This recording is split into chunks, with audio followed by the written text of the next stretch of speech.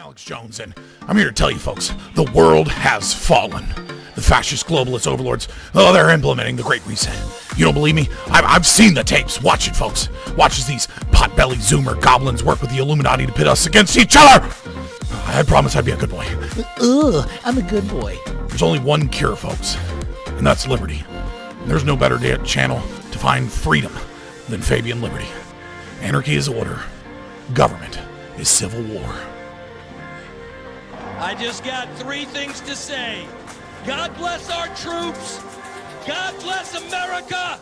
And gentlemen, start your engine! I got you, sir. Let me get my shoes. Hold on, you're ready. Bloody.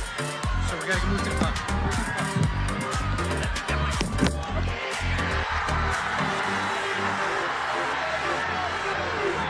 Not only do you have a micro penis, which is an important point, but on top of that, you refuse to share your Pokemon cards, and that's not nice. So first of all, a 2-inch penis is not a micro penis, okay? And for your second point, my Pokemon cards are all mine, and I don't have to share them if I don't want them. I work super hard together, and they're really special to me. So I'll keep them. You don't understand. You can't continue to play with us if you refuse to share your Not fair. I'm Ukrainian, and this is my bridge. I'm Ukrainian, and this is my gas station. I'm Ukrainian, and this is my school. 2 seconds earlier.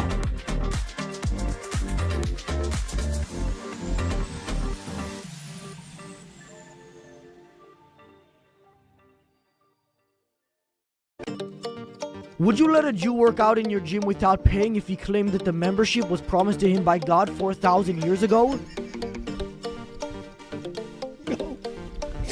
Bro, you are fucking... That's a good question. Yo, you're fucking funny. No, I mean, everyone pays. What if he tried bombing you for that? Bro, I mean, that would be like some crazy crime. Some acted, I don't even know, terror, I don't know. Are you taking a political stance right now? Just found in my house.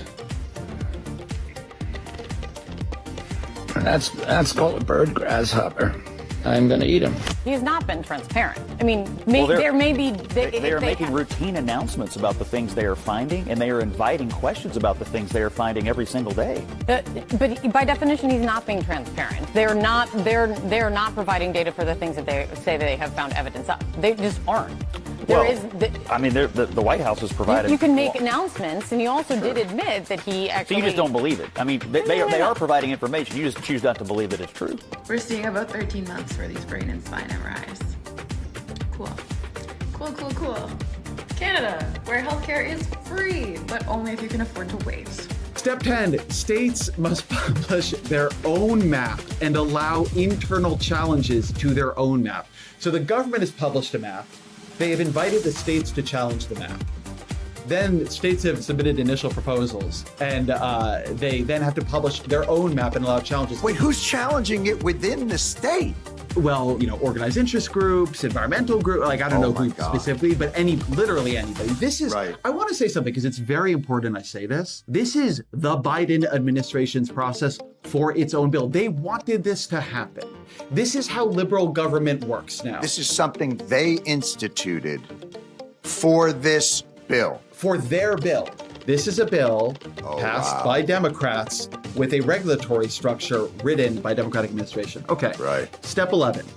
Ideological subversion is the slow process which we call either ideological subversion or active measures, активные мероприятия in the language of the KGB, or psychological warfare.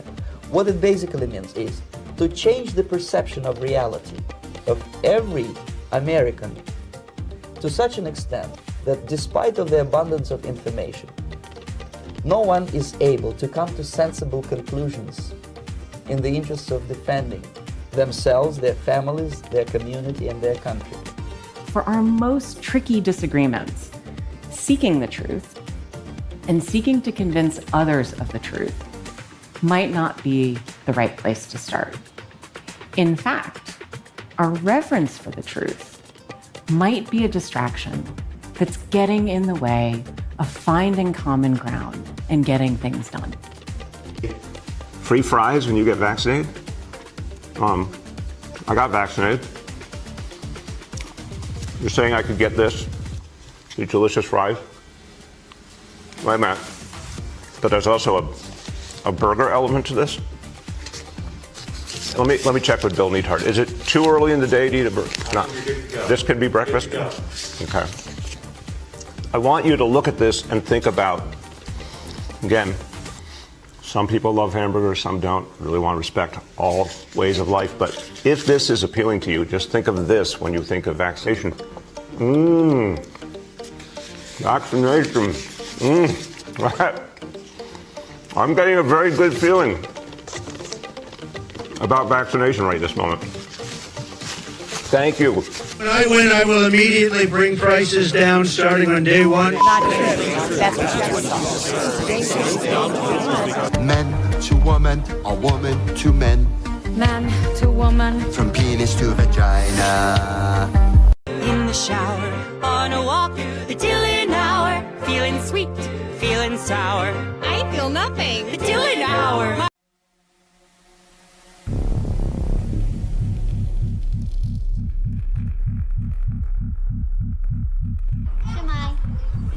Hello and welcome to Wales. We understand being a refugee isn't easy. They're going through so much. Fleeing your country is difficult, but Wales wants to help you feel welcome. The Welsh Refugee Council is here to help you. Tell me you love me. Say it like you mean it. Say it like you mean it. You message one other guy ever again whether we're together or not. Yeah, understand me? But if you're a man who's stuck with a woman and you don't even get along with each other and it's a show marriage and you have to be together and you argue all the time and you're sexually repressed and you're being promised in secret that you can go to an island and finally be pleasured and satisfied, no one's ever going to find out, that's how you end up on the island. So this whole monogamy garbage that's being pushed by the West, especially amongst our elites, is the reason we have the biggest problem with pedophilia, and they don't have this problem in South America. The whole point of this is for me to begin to reintroduce myself. I'm doing this both personally for me, but in a professional capacity.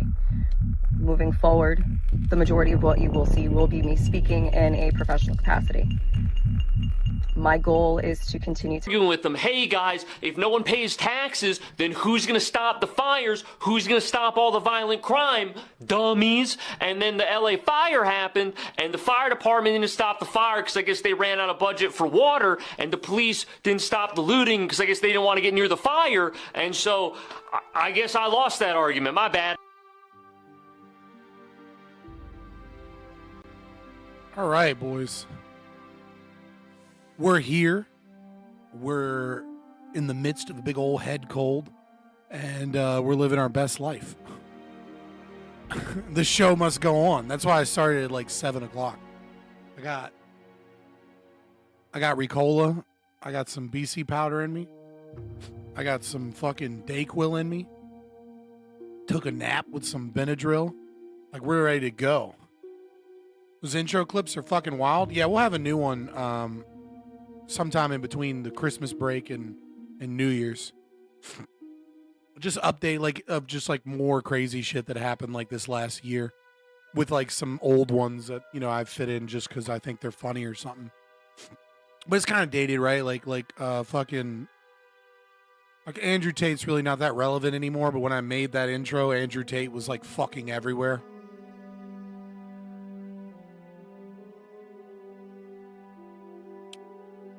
From penis to vagina must stay. Maybe.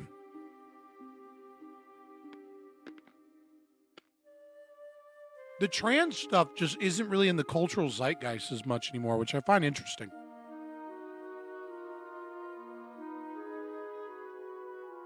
Like, it seems like the far right Groyper movement that's coming up,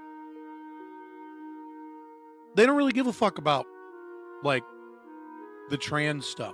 Like, they're anti-woke in that sense, but like they're not like, it's not like a primary concern theirs. Maybe because it's Gen Z, so they're not super focused on shit that's happening to kids because they don't have kids. It's kind of my best guess. Nick Fuentes versus Pierce Morgan would be funny to add in the new intro. Yeah, for sure. I got to get the one where he's like, what are you, a racist? And he's like, yeah. Yes. Like, what do you, you thought that would work on me? You thought I'd be like, oh no, don't call me racist. He was like, yeah. Dude, that was the worst fucking thing ever. It's like Piers Morgan really doesn't realize that all he did was make Nick Fuentes more relevant and more popular with that interview. He's like, ooh, I got a real good one for you. You've never even had sex with a woman? What kind of Catholic are you? You don't fuck bitches? Meanwhile, the internet just realized that he's a giant cuck. And like his wife is bragging about taking breaks and fucking other dudes on social media. Like, ooh. But he's like, you did that thing that religious people have been telling us to do? You didn't have sex before marriage? Fucking loser. It's just such boomer energy the entire time. I imagine to debate Fuentes, you gotta go full retard max. No, you don't. You just can't. You can't try these bullshit fucking. You can't try these bullshit fucking tactics that boomers have been using in the conservative and liberal movement for like 30 years. You can't be like, oh, you're a racist then. Like, you have to be like, okay, well, your ideas are shit, and they're going to lead to shit economically and for people. Like, you have to explain, like, you have to be like, yeah. Like, obviously, black people have an IQ of like 85 in America, 92 if you look at the most charitable studies. Obviously, they're going to cause more problems, but it's not being black that's doing it. Like, it's government welfare and socialism, and you're fucking fighting for socialism, the very things that breeds retards. Congratulations, you're just going to make a whole bunch of white, methed out trailer park retards because you're doing the same shit Democrats have been doing. Fucking idiot. Like, you have to actually come with real arguments about why his ideology is ineffective and isn't going to bring about the results he wants. Showcase why what he's doing is bad for white people.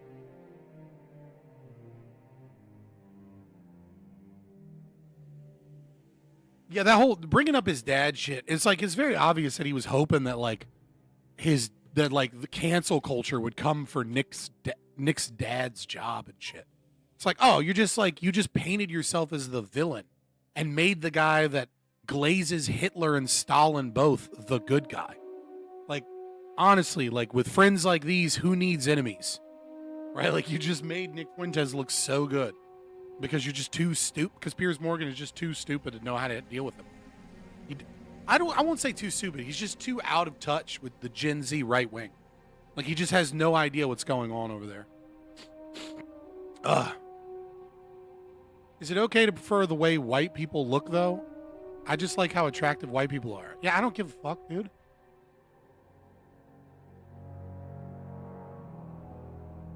Like, what? I prefer black women. I like the way they look. I like the way they smell. I like the way they talk. I like that they're easier to deal with because they're more honest. But, like, you know, it's hard to get a black woman when you're also online being like, black people have an average IQ of 85. Just in case you're curious. Scott loves LaQuisha. I don't mind LaQuisha, but the types of girls that I like that are black girls are kind of like an outlier. You know what I mean? Like, they're black girls that don't like going to the cookout because they don't want to see their retarded cousins.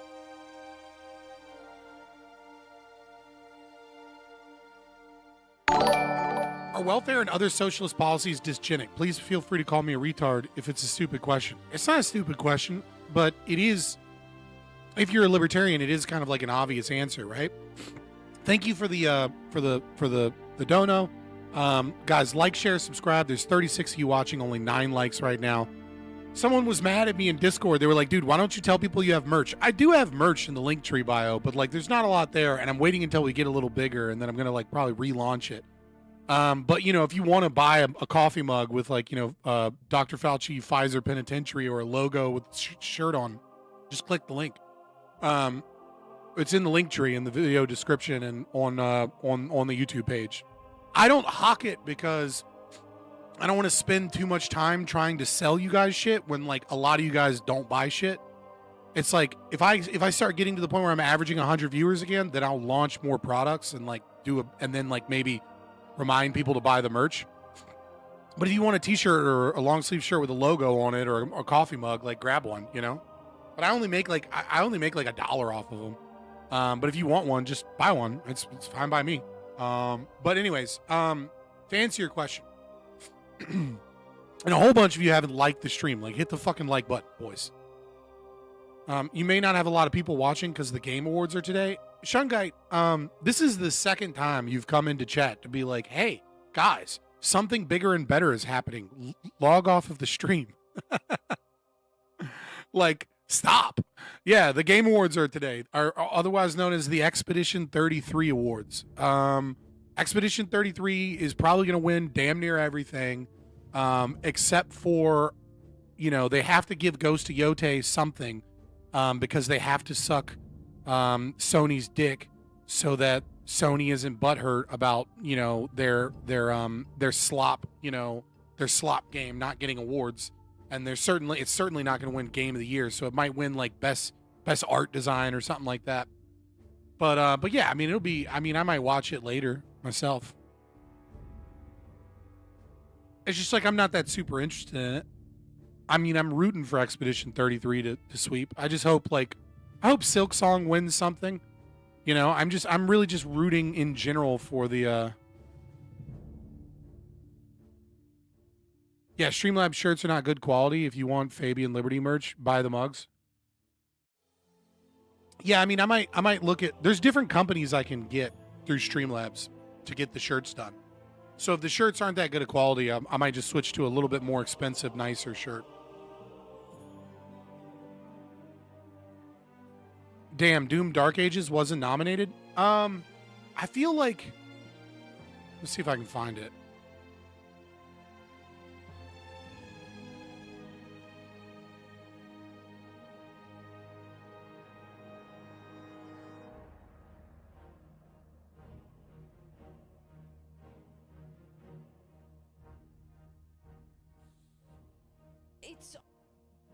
I feel like, and this is like just me, so give me just a second. Do this reaction. Oh.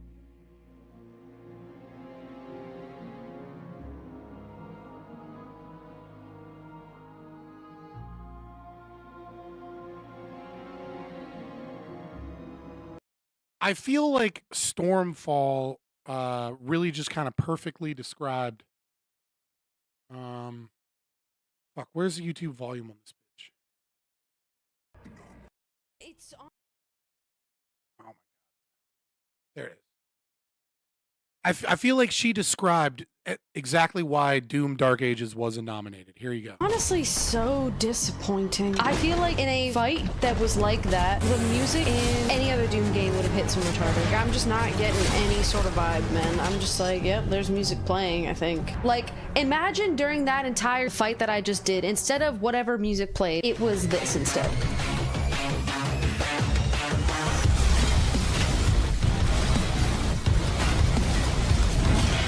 Look at how much this just changes the game. The last music that played, it might as well have been Animal Crossing.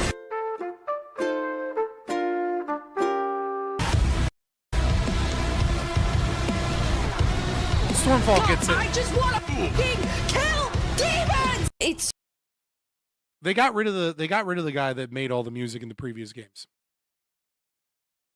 And I feel like that was a huge mistake for the overall. Scott watches titty streamers. I watch that titty streamer. That's the only titty streamer I watch because her takes are always good. She just happens to have her titties out. Not all the way out, but you know what I mean.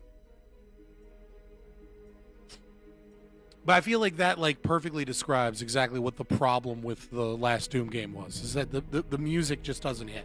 And it like kills the entire vibe of the game.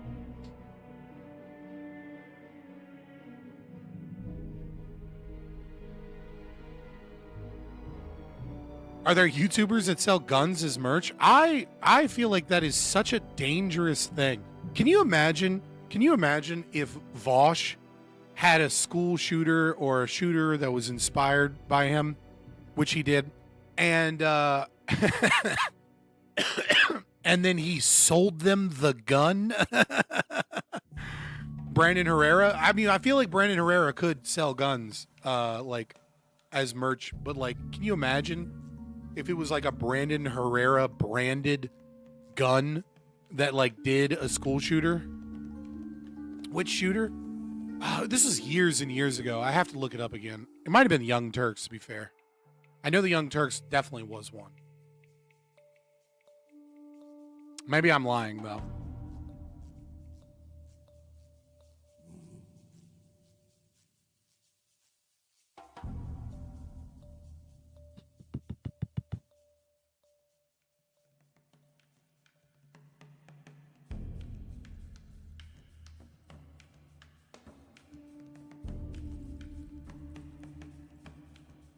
It's not popping up anything immediately. I could be lying. I could be lying. Whatever. Dick slapping noises in the background? What the fuck is wrong with you?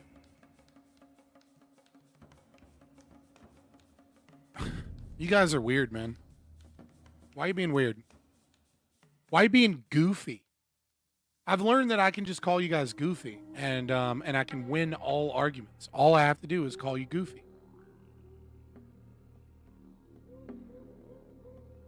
Right? Like all I have to do is call you goofy and then be like, do you have kids? And dude, I win any conversation against you. How are we doing today? I'm sick, but the show must go on. I had already scheduled this, so you know, we're here we are, brother. The primacy of goofy. I feel like I learned it when the thing that like really kind of blackpilled me on that idea was when Democrats were attacking JD Vance for saying that he fucks couches. And then like people were like, "Hey, that's not true." And then they were like, "It's a joke because he's weird and you're weird." Like, and you're weird for even caring that we're lying about this, you weirdo. And then, like, this was like, there was like a talking point that the DNC had given to all their paid shills, which is essentially every left-wing streamer that you know. So they got their talking points from, you know, the same people that give them their paychecks.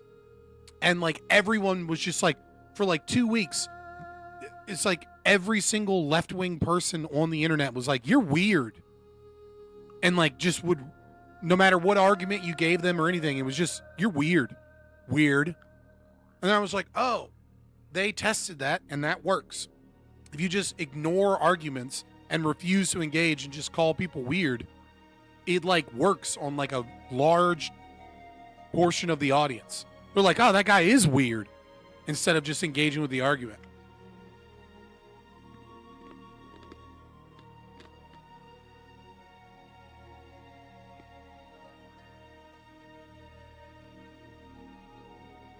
Makes me wonder, new South Park seasons out of 10? What do you mean out of 10?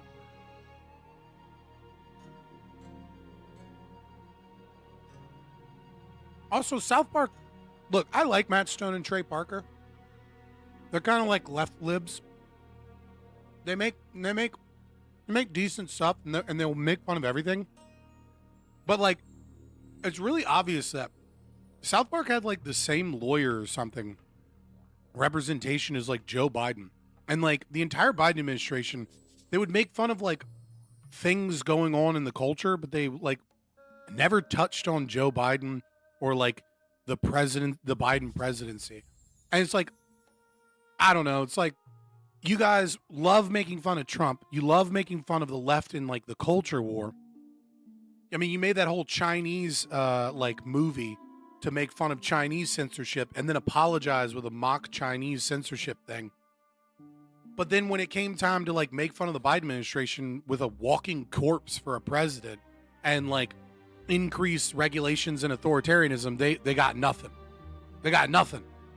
It's like, oh, why would we make fun of that? There's nothing to make fun of there. I mean, you know, dude, people really did go to the Game Awards. Like we were at 35 and now we're down to fucking 23. Like a good third of you actually were like, I gotta go watch Expedition 33 get an award. I don't know. I mean, dude, I'm glad you guys like that type of content. I'll bear that in mind. I could not imagine sitting through a geeky version of the Grammys or the fucking Oscars. Like I like there's no way I'm watching that shit. Like I'll watch the reaction thing to like something or like, you know, look at the news on it or maybe like a clip will show up from like Asmongold and I'll be like, "Oh, let me see." Like just to know who won, but like I could never sit through that whole thing. The only thing I really want to see is like the gameplay trailers that come out. Like, you know, like I heard there might be like a new Tomb Raider trailer. You know, I mean, there's rumors like what things get announced at the Game Awards. That's the only thing I give a fuck about. And I'll just watch that shit on YouTube when like Asmongold watches it or something.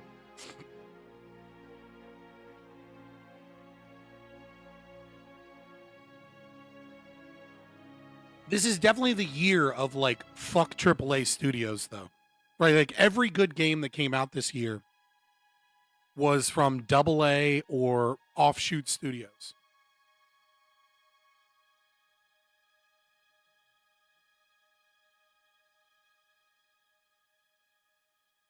The Last of Us always sucked as a game and as a TV show. The first game was fine.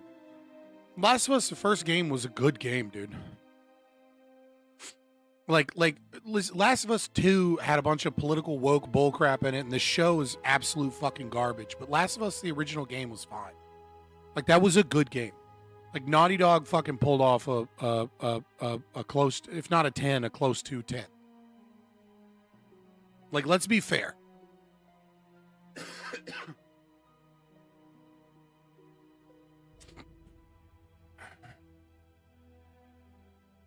AAA studios suck. They're not anywhere in the future because it's not a good business model with today's tech. Here's what I want to know. If Netflix buys Warner Brothers and they get the Warner Brothers game studio, can we get the Nemesis system back in video games? Like, can we fucking please? Because we're not supposed to get the Nemesis system until 2036. Right? The Nemesis system, which is the system that was used for Shadows of Mordor and Shadows of Mordor and both of the Shadows of Mordor games, and it was supposed to be in the new Wonder Woman game, but then the studio cut that game. Like, can we, like, hopefully Netflix doesn't sit on that? Can they just like license it out? Because the Nemesis system is a great system, and you can't even build anything similar to it without infringing upon the IP. Hopefully Netflix, if Netflix gets the Warner Brothers acquisition, maybe another studio can fucking use the Nemesis system. Now that the normies are gone, who do you think is easier to convince of ANCAPism? A Charlie Kirk type person or an average member of Antifa? I mean, I would say ANCAP is already fiscally conservative and pro-capitalism. Right? So, I mean, I would assume the Charlie Kirk type person is more open to listening. That being said, I think the Antifa person probably aligns more with anarcho-capitalists than do the Charlie Kirk people. And I know that sounds crazy because the Antifa person is going to be an anti-capitalist. But the thing that the Antifa type person is angry and aware of is like corporate power and like the way that there's enmeshment between capital and politics. And like you know, they're more likely to be aware of like Western hegemonic power and like how we use the CIA and, you know, the State Department and, you know, and all of these other, you know, programs like USAID to like try and flip all these other things. Antifa is socialist, bro? Yeah, no shit. But like I feel like if you can get an Antifa person to listen, you might have more success with them, but they're way less likely to listen because they're already like set that like our means of finding solutions are wrong.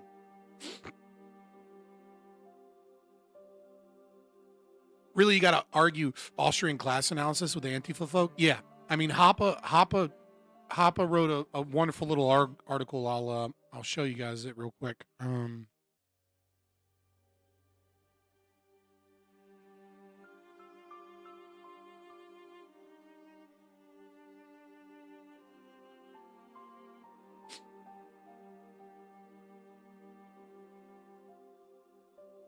Whoopsie. Oh, damn it. I didn't mean to open that up. Yeah, so here we go. Like, here's a paper, and it's only like... It's only 12 pages minus the, you know, the sources. Okay? And it is, without a doubt, like, this is a must-read if you are going to talk to leftists about anarcho-capitalism. Right? So I'm just going to read the opening because this is without a doubt the greatest tool that you need as an ANCAP to talk to leftists. So this is Marxist and Austrian class analysis. I want to do the following in this paper. First, to present the thesis that constitute the hardcore of Marxist theory of history. I claim that all of them are essentially correct. Then I will show how these true theses are derived in Marxism from a false starting point. Finally, I will demonstrate how anarchism in the Mises Rothbard tradition can give a correct but categorically different explanation of their validity. Like, this is like, Austrian class analysis is without a doubt like the thing to use to talk to leftists, like full-blown leftists about like issues.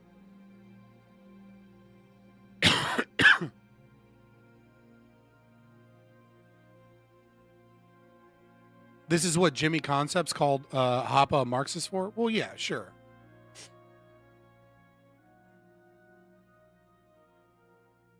But Jimmy Concepts isn't really valid anymore. He's just like coasting on his own clout.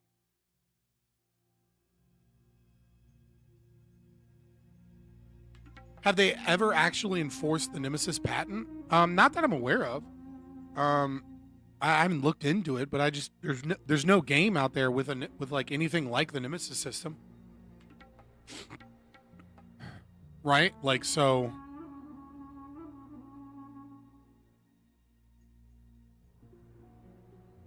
why the fuck are Asian markets so cheap? I don't know. What do you mean?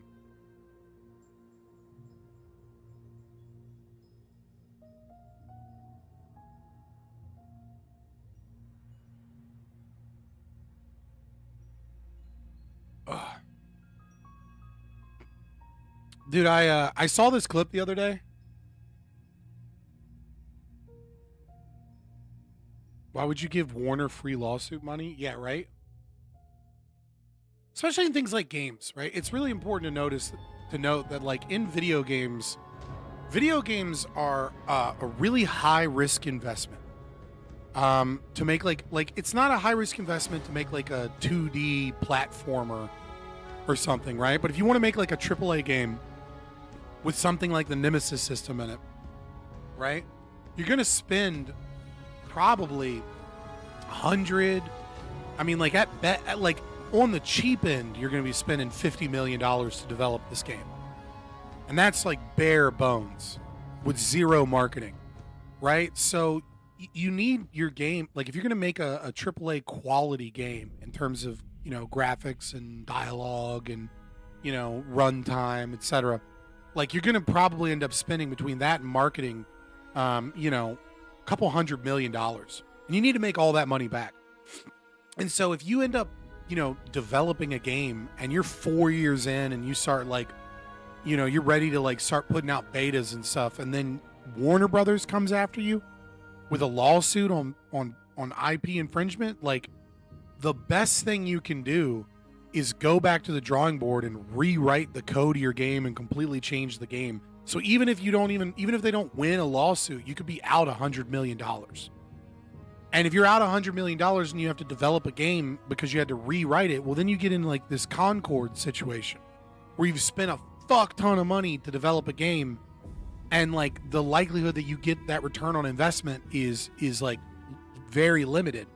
And then on top of that, you have a whole bunch of investors that are likely backing your game because they want a return on investment. And if you have to redraw everything because of some IP issue, those investors will pull out. So you're just going to go bankrupt as a studio, losing all the money you put in and having no product to show for it. So you got to be real fucking careful about like what IP you put out. Like, genuinely, it's a miracle that Pal World survived.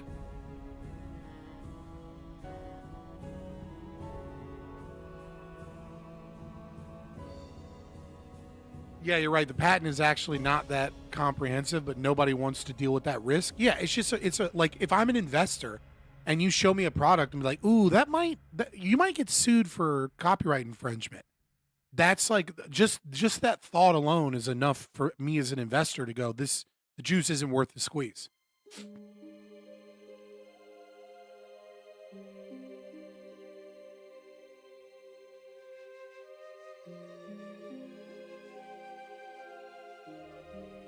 All right, I want to show you guys this video because I saw this video pop up. I'm guessing it's from some dating thing. And when I saw it, I was so amazed because I don't think I've ever seen such an interesting dichotomy between low wisdom, high IQ, and what is likely low IQ, high levels of wisdom, or better yet, the difference between someone that is intelligent but has a bad philosophy and someone that has a philosophy that is more grounded in the real world but may not be that intelligent. I'm assuming this is standout TV, standout.tv on TikTok. We got to watch this because I love this dude's energy too. Okay. Here we go. I'm a massive nerd, so I'm really into politics. Miss me with that, bruv. Your prime minister. Yeah. I love this dude's energy right from the beginning. Miss me with that, bruv. I don't give a fuck about politics.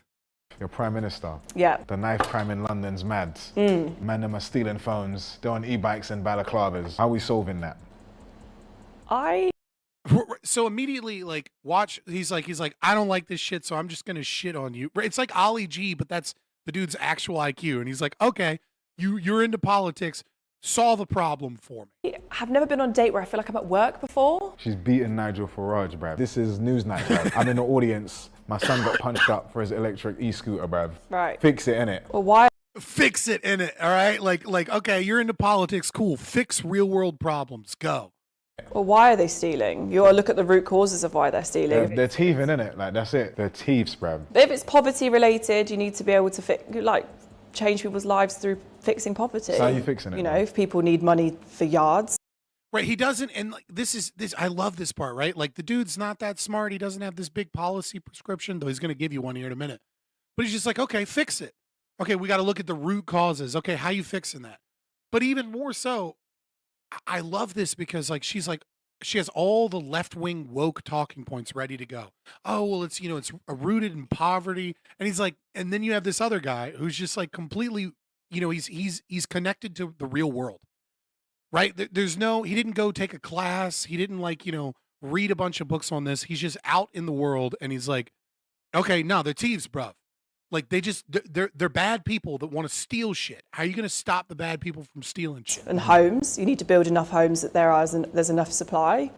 I would not vote for this thing. Okay, that's a nice little wrap-up answer, yeah. But if you want to win, innit, like here's what you really should say, yeah. When they tell you how you solving this thing, you need to go in there and say, listen, yeah, I'm gonna get 5 men from the ends, right? And they're just gonna roll around Central. When they see them phone theft man, they're just gonna punch them up, bruv. Here's how you really fix it. I'm going to get 5 men from the ends. For those that are not, that don't listen to drill rap or are not from the UK, those are like dudes from the ghetto, right? Like dudes from like the bad part of town. And if they see someone stealing a phone, they're just going to beat the shit out of somebody. And it's like, you're right. It's like the IQ distribution chart, but it's just the low IQ and the midwit. When they see them phone theft man, they're just gonna punch them up, bruv. And give you your phone back. Only 5? Yeah, 5 men. They're just on smoke though, like. Yeah, I was gonna say, I don't know bad criminal man. They just want to put hands on people all day. Yeah, yeah, just 5 dudes. Like they just want to put hands on people. We can grab 5 people that want to put hands on people and tell them they're allowed to beat the shit out of people stealing phones. Like, let's go, let's do it. Somehow I don't think that's gonna be the solution. Shut up, bruv. Because I'm not trying to hear that. Shut up, bruv. Come from broken homes, innit? Like I need my phone. They might do, not all of them. I need my phone, innit? So man, don't care about your broken home. Get my phone, bruv. Okay. He's like, I don't give a fuck about your sob story. Just give me my fucking phone. Like, stop the thieves from stealing shit, all right? Give me my shit back. I don't know. I fucking love this video because it's so interesting to watch someone that's actually grounded in reality, but is also very clearly like not super intelligent or sophisticated. They're just living in the real world. And I think that's one of the huge differences between men and women in our culture today, is that like there's a lot of dumb dudes out there, but even the dumb dudes are living in the real world, because we live in a world where we have to take accountability for our actions. What's the name of the original clip? It's from standout.tv on TikTok, but someone re-uploaded it to Twitter, which is how I saw it.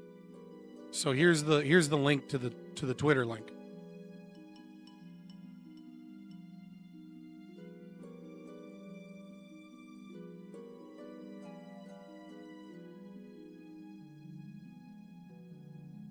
Stop geeking out on me. There we go.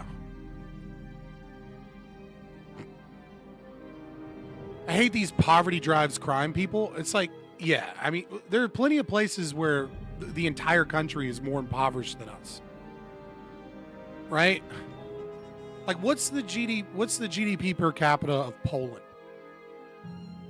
I'm curious what the crime rate is too.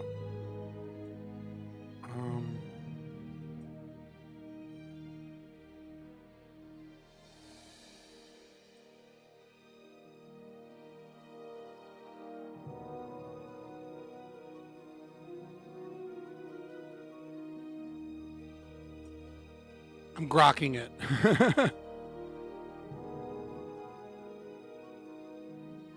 All right, so here we go. I feel like this is all you need. That's it. Oh, God damn it. Whoops. I hit the wrong button. Wait for it. Wait for it. Wait for it.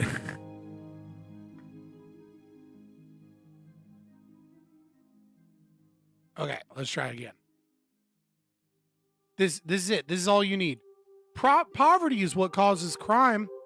Okay, GDP per capita of Poland, 25,000 versus 85,000. Homicide rate, 0.68 versus 5.9. Shut the fuck up. Shut the fuck up. Just shut up. Not having money doesn't cause fucking poverty.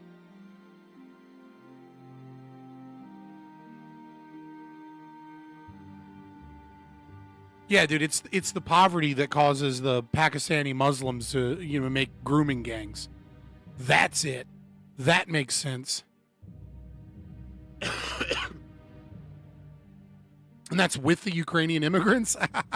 Well, it said the latest available data they had was 2022.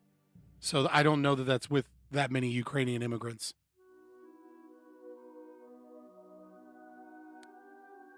It does cause poverty. Crime causes poverty. Poverty doesn't cause crime, but crime does. They're correlated, right? Like, it's obviously true that like if you go to a more impoverished area, like the best sociological research really shows that it's more about homogeneity within a community, and also relative poverty to your surrounding areas, right? So when you have like impoverished community in the inner city and they're like right next door to wealthy people, you get an increase in crime. And I think some of that is probably resentment, right? Like, feeling like you have nothing, and then right next door are a bunch of haves as opposed to, all the have-nots that live with you. And then, but it's not like lacking. I mean, like, I totally understand if you're starving, you could say that there's a causal factor to steal money for food. Oh, somebody super chatted me 30 minutes. Oh, never mind. Sorry. Yeah. Like, share, and subscribe, boys, and fucking donate to the stream. I'm asking again because we have 35 viewers, only 21 likes. We made $5, and I appreciate that, Ariel Suarez. But we could always do with some more money. I like money. Money me now. You give me the money. Follow on X, join the Discord. That's where the go lives go. I appreciate you all. But yeah, if I don't get more money, then clearly I'm going to start committing crimes, boys, because poverty causes crime. But yeah, I mean, like, so there's something about relative poverty close to wealth that breeds resentment and breeds like a sense of injustice that I think can have an effect on crime. Me and my illegal pit bull fighting arena is safe in the rich area of California. Yeah, but so like there obviously is going to be some subset of the population that feels victimized if they're near wealth and they're in poverty.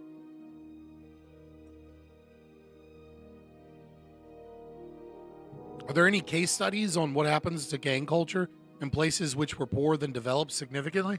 I can't remember I don't remember reading any of that, but I'm almost there's a lot of criminal justice studies out there to read. It's not my area of expertise. I would probably look for, like, I would imagine you could probably do so in Miami, because Miami is one of those cities that, like, the suburbs switch gentrification like every couple of years, where, like, you know, the bad area becomes like the gentrified area because it's artsy, and then it becomes the wealthy area. And then, like, during that time, another area where a bunch of, like, you know, that used to be like the college kid area becomes the bad area and, like, switches around. Like, there's something about Miami that, like, it switches all the time. So maybe there's research on that, you know, but I haven't read any specific research on that. But I would imagine there probably is, especially with the interest that so many people have in gentrification. Ukrainian immigrants are more likely women and children. Yeah. If you were smart, though, soon as fucking Russia bombed and you were a guy, you probably got out of there. But if you're smart, you're probably not committing a lot of crime. Like, if I was living in Ukraine, if I was living in, like, you know, Kiev, and then, like, the bombs started, I'm getting the fuck out of the country immediately. I'm not waiting around to fucking fight, you know, a war with Russia. I'm getting the fuck out. And it wasn't that long after the war broke out that they started turning men away at the border because they needed to fight or whatever. Right? So, like, as soon as like, if you, whatever country you're in, if you're in a country and it's going to war with, like, one of the big powers, get the fuck out of that country quickly if you don't want to be drafted. Because there's plenty of countries that don't draft soldiers, or you've already done your time and then all of a sudden you're back in it. I'm pretty safe because I already did my time in the U.S. Army and I'm disabled. So, like, I should be fine. Where would you go? I mean, like, if a war popped off, like, today, I mean, I don't know. Like, it would depend on who's attacking us and why. But, like, I'm guessing probably Canada. How dare you, you filthy traitor? Sorry, the way my DD-14's set up,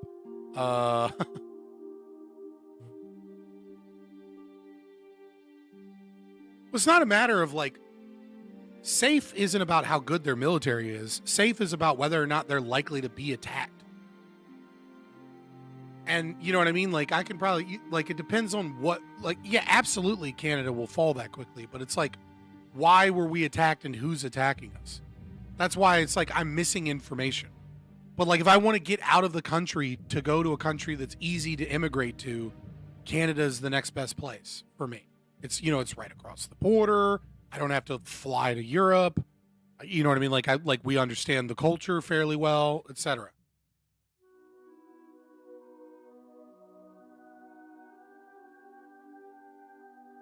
Again, it, like, I'd need more information on who attacked us and why before I could answer the question. I'm just saying Canada is the easiest one to get out of the country very quickly.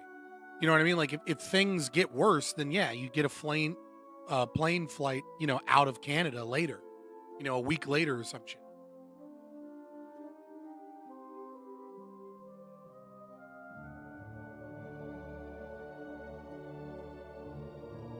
China attacks U.S. ships in Taiwan. You're staying in the U.S., right? I mean, probably, yeah. I got kids here. But I mean, if we get involved in some type of world war situation, you know, I'm going to have a fucking conversation with my, you know, my baby mama and be like, okay, where are we going? Like, where are we and the kids going? Like, what's up?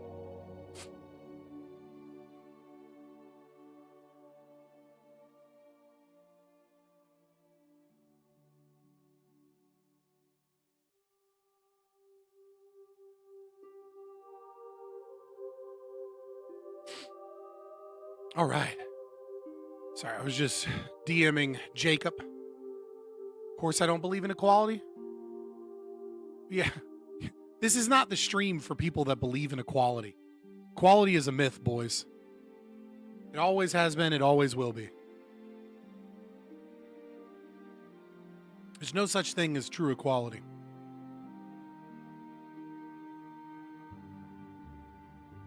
Yeah, I mean, we'd probably stay in America, you know what I mean? Like, because if somebody's attacking us, like, this is probably World War, right? But, yeah, I mean, like, I might not live in Richmond, Virginia anymore. I might go somewhere else, depending upon what's going on. Like, I don't want to live right by D.C. and right by the fucking ocean. Traxamon, what's up? I muted his bitch ass on Twitter. He was talking shit. I was like, all right, I don't want to see your shit right now.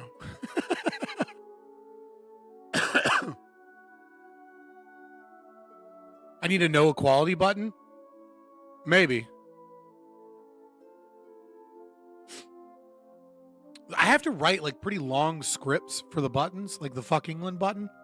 And then I also have to do one for each scene. Right? So like I have to do one for the center scene, the center react scene, and the reaction scene. So if I make something, I need to make like 3 of them.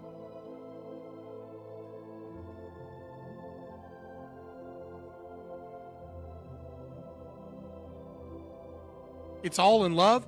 Go fuck yourself.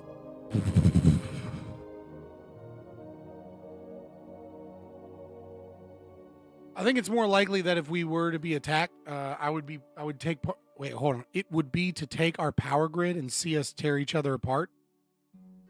I mean, it's just such a huge what if. Like the current situation is very difficult to justify anybody attacking us on U.S. soil.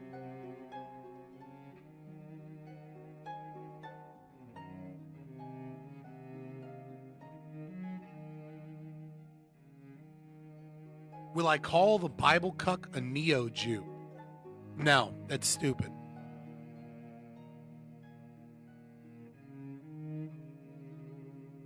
I have no interest in calling the Bible cuck a neo-Jew.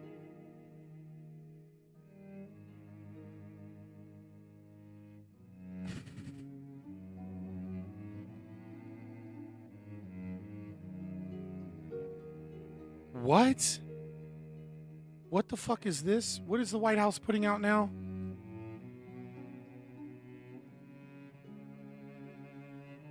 From the White House, video game developers level up with R&D tax credit.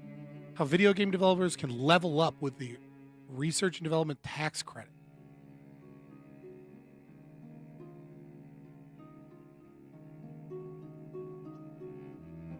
Mossad. It does say Mossad at the top. What the fuck is this? What the fuck is the White House doing now?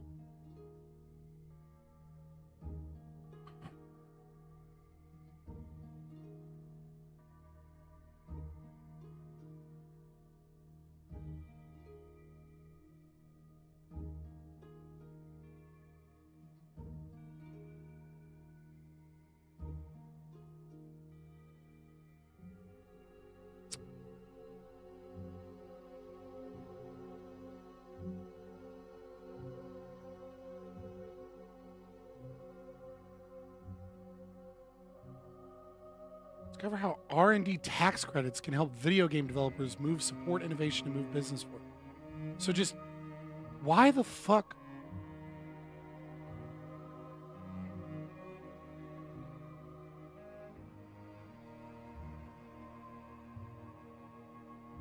Dude, Trump is such a retarded fucking president. Ah. All right. Let me switch to this. Switch to this.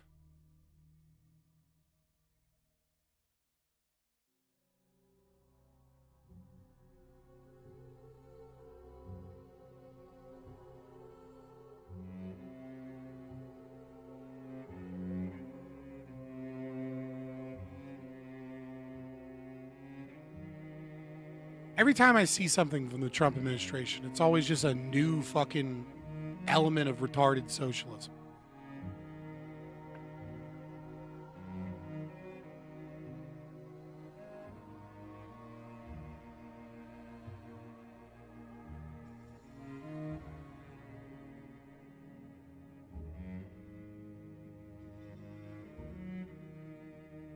Ross Ulbricht is free. It was... All right. Test. All right. All right, boys. All right, I'm gonna test. Can you hear me? Yes, I can hear you fine. All right. I'm assuming you're starting the show in just a sec. I'm going to use the restroom and wash my hands. Yeah, sure. Go ahead. All right. Awesome.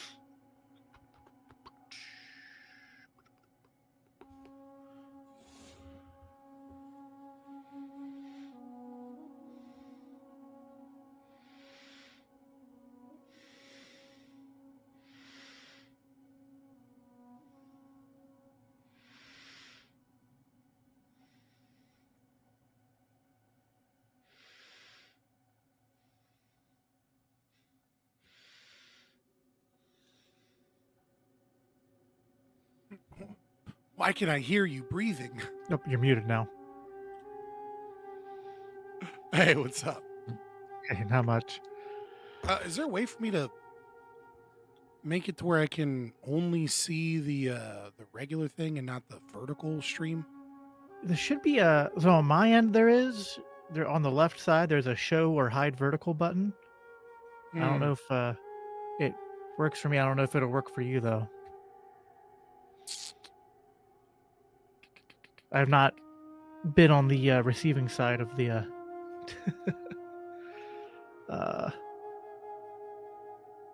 It's whatever. I can just crop it out on it's one of those things that like I don't and part of the issue is that StreamYard like just recently released this feature where you can do it, but they haven't optimized it to where you can make it look not stupid.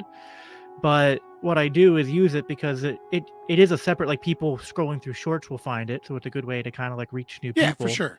But then what I'll do is tell people, hey, I know this looks bad, so like just if you want to keep watching, click off and go watch it on a normal view. Well, I'm streaming through OBS, so I just pushed it off the screen a little bit. Oh, okay. So it's fine. It looks fine on my end now.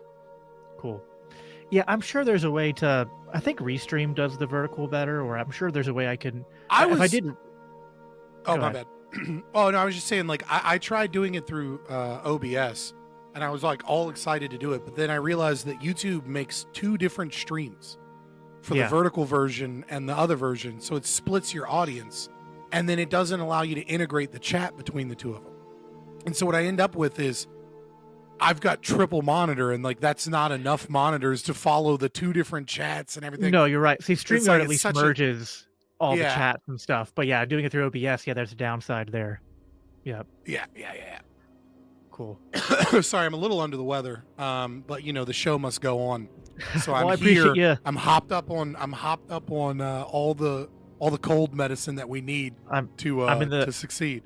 I'm on the same boat, man. You have at least one kid, right? I have 2, but I'm an every other weekend dad.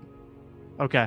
So I have my my son is autistic, and then I have my daughter. So it's a lot of challenges. You want to talk about getting sick? Have someone that licks everything. Yep. My autistic son will, like, it doesn't matter what it is, it's going in his mouth. Like, and so like he's just everywhere, like he gets sick all the time and then gets everybody else sick. And it's like, but boy, but nowadays he doesn't really get sick that much. I guess he's built up an insane immune system. Right, yeah. From licking every doorknob in existence. I love him to death. He's literally doing the meme like during COVID, like, well, would you go lick a doorknob? He's like, dude, hell yeah, I will. He's gonna be the autistic super warrior with, like, that like restarts the race when the next epidemic pops off because he's just got immunity to everything. Yeah. Yeah. No, Sorry. I was, yes, chat. I have presented my primacy of fatherness. Therefore, I win all arguments. I get. See, I didn't finish it, but I watched enough into your review that I get the reference. So, the chat is like, oh, you have to. If you are a father, you automatically win. The primacy. I was thinking about, like, if Zulu doesn't discover that before I have him on next, I'll have to tell my chat to troll him with that too a little bit. All right. Well, are we live? Let's get this show. Not yet. I'll get it going. We'll go See, Chad, he's 3 minutes late. Y'all give me shit. I mean, are you a YouTube streamer or libertarian streamer if you start on time each time? I mean, I just feel like that's sort of the unspoken rule. You got to be. As a former military man, I have trauma upon the idea of not doing something on time. Like, it will destroy me if I'm like, and they get mad at me, and it's like the YouTube counts down until 1 minute, and then it just says waiting on this person, and it's like, so if I go live on time, they're like, you're late. It's like, no, I'm fucking on time. Okay, like, just yeah. No, it's hey everyone, we are live now. I'm Jacob Winograd. I am, of course, host of Biblical Anarchy here at LCI in the green room. Guest tonight is Fabian Liberty, also goes by Scott. Scott, I've actually watched your channel, like not, I won't say I'm a regular, like, subscriber, but, like, you're one of those, like, ANCAP creators who I've known of for a while, and I have watched at least a fair bit of your content, some of the debates you've done. Like, I listened to, which was really hard to listen to. I listened to your entire debate with Jay Dyer. Oh God, that's like the worst one of all. Well, like, it was. Oh God. The beginning was bad and the end was bad, but the middle was like you guys actually got to stuff a substance and it was actually, like, intellectually stimulating. But I just gave up with that debate. It was Jay Dyer. Of all the debates you could have watched, mine. That is. Oh God. Oh, he's the most bad faith person I've ever encountered in terms of online debate space.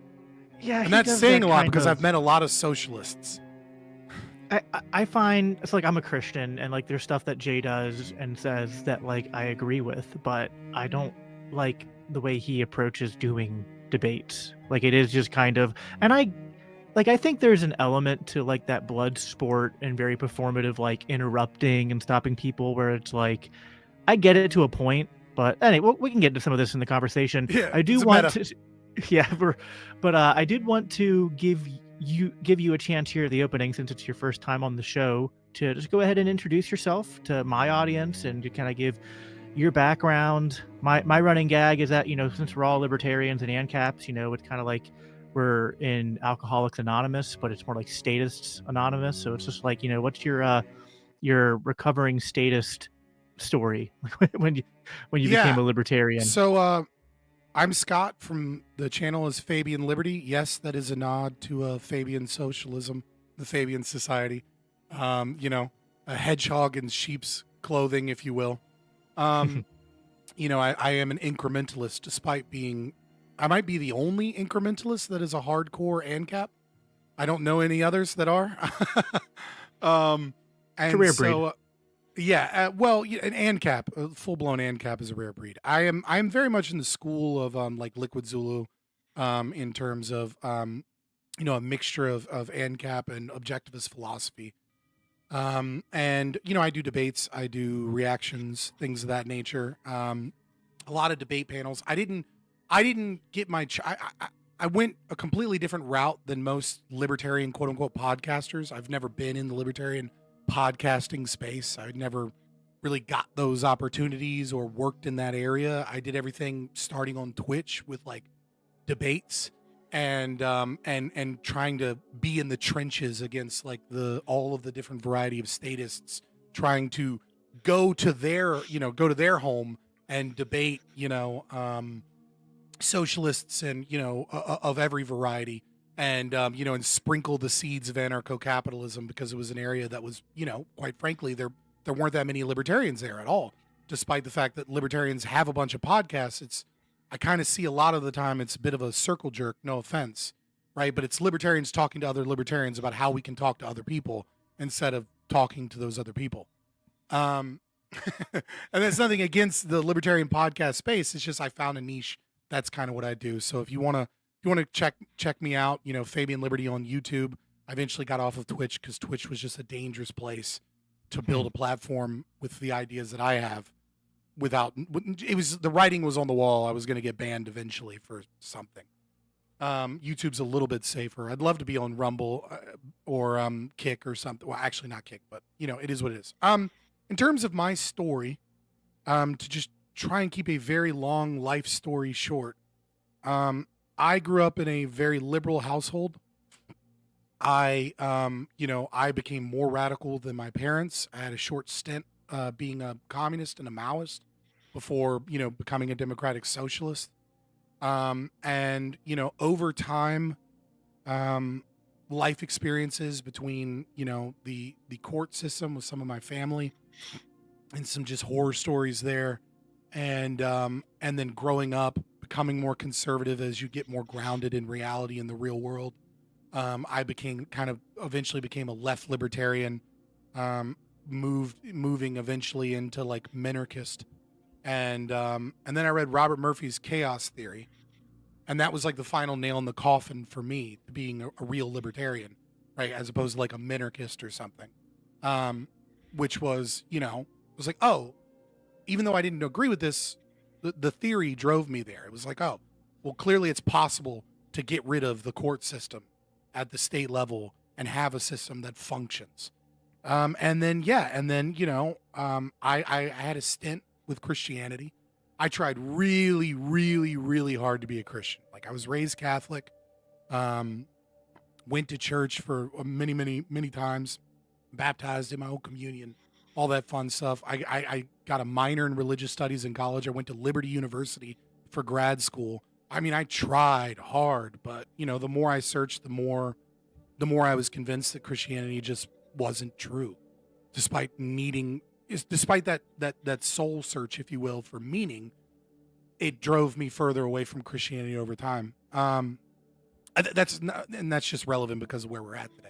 And so, yeah, there's a very long life story short. Yeah.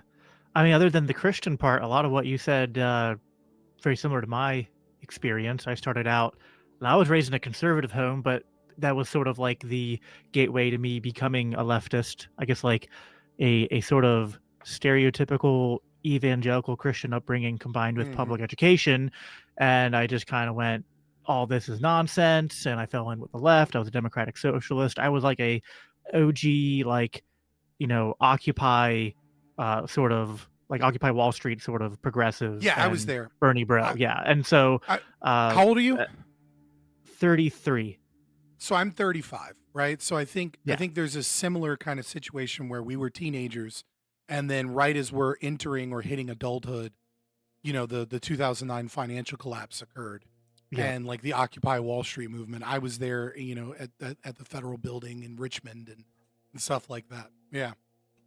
Yeah, and then I didn't discover libertarianism until much later. For me, it was like when Trump was elected and the left sort of just went sort of like, well, instead of caring about economic inequality, we're just going to sort of double down on all this woke stuff and identity politics and, orange man bad. And that sort of pushed me into, I guess, like a political sojourn. And I didn't do that typical, like, the expression, the difference between a minarchist and an anarchist is 6 months. Well, for me, I kind of went straight from sort of centrist with maybe some libertarian inklings to ANCAP very rapidly, because I was introduced to the idea of anarchy by a friend of mine who presented me Adam Kokesh's book, which was called Freedom, I think. And I discovered libertarianism through Dave Smith, but then I was like meeting up with like local libertarians and whatnot. They recommended that book to me, which is actually, despite the fact that Kokesh is maybe like less popular these days and maybe made some questionable life choices, that book is actually like a good way to introduce anarchy to a more left-leaning person. And so, but then I kind of the same thing as you. I was like, well, this makes sense philosophically, but like, how do you do like courts and law and all this stuff without the state? And so then that's kind of what pushed me into, like the Mises Institute and Bob Murphy and Rothbard and Hoppe and all that. And so I just like read like everything all at once over the course of like like a week or two, and just rapidly was just like and then became I discovered left-wing anarchism as a leftist, right? Like I read some Kropotkin and things like that, and was like, oh, this is silly nonsense. This doesn't work without a state. Like you need sure, this is the end goal of communism, but like you can't implement this now, and etc. And then I didn't, which is kind of funny that to like almost kind of horseshoe theory, like discovering left-wing anarchism and then going through libertarianism to discover anarcho-capitalism and libertarianism. But I discovered libertarianism through Stefan Molyneux. Yeah, Molyneux was one of those guys who was also on my radar back in the day when I was starting to because like I think like at that time period it was very like the YouTube like political space was like kind of starting its heyday, right? And you had a bunch of like so there was Molyneux, there was like Stick Steffenhammer, there was got a lot of guys who like went by. Of course, a lot of people didn't use their real names back then, so they had all these weird, which I guess still exists. Apparently, Styx just got arrested. Yeah, I saw something about that. I don't, and then people were like, and I don't know any of the lore.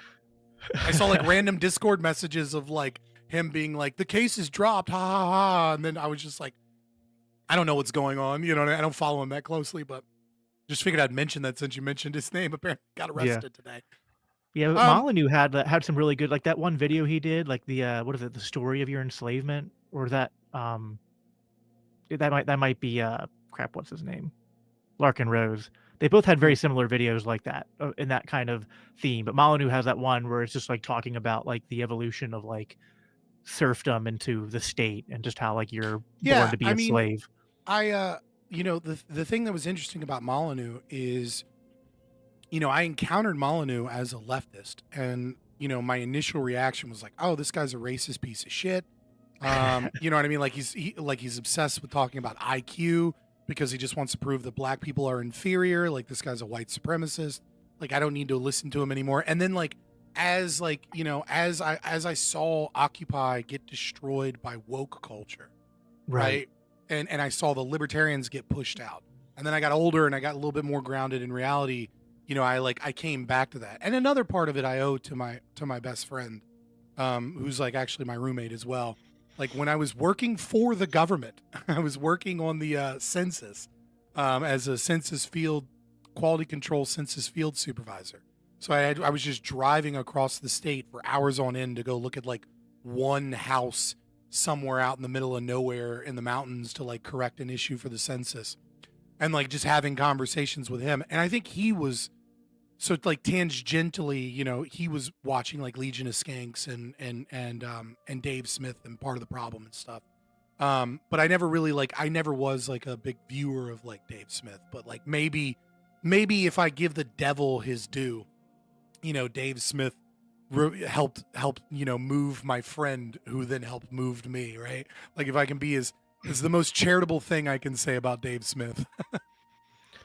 Well, I mean, I think people know like Dave did a debate with Sam Cedar, and that was like my first, when I was kind of like listening to a bunch of YouTube videos, that was like my first intro to a principled argument for libertarian free market stuff. And that, which I think I had like heard before and maybe like seen some stuff from Peter Schiff, but it was the first time that like the real like, oh, like part of this whole, because I was very much like an economic leftist, and it was the first time that I heard stuff that kind of like clicked in terms of like the Federal Reserve being kind of the root problem behind all that stuff. And then he then came up again later in my radar because he was often on things with like the Mises Institute and pushing their stuff. And so you know, like he's the one who brought up Anatomy of the State, which I read, which, you know, was also kind of in that early phase of reading things and whatnot.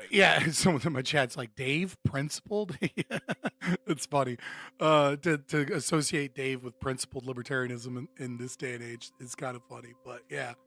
Anatomy of the State's a good one, right? I think it's a nice intro book.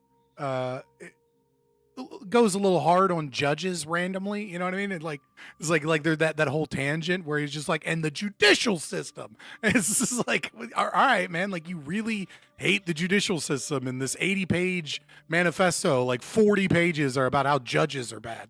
So like it almost feels like it should be rewritten. The name of that book should be rewritten. But it's a good introduction to libertarianism.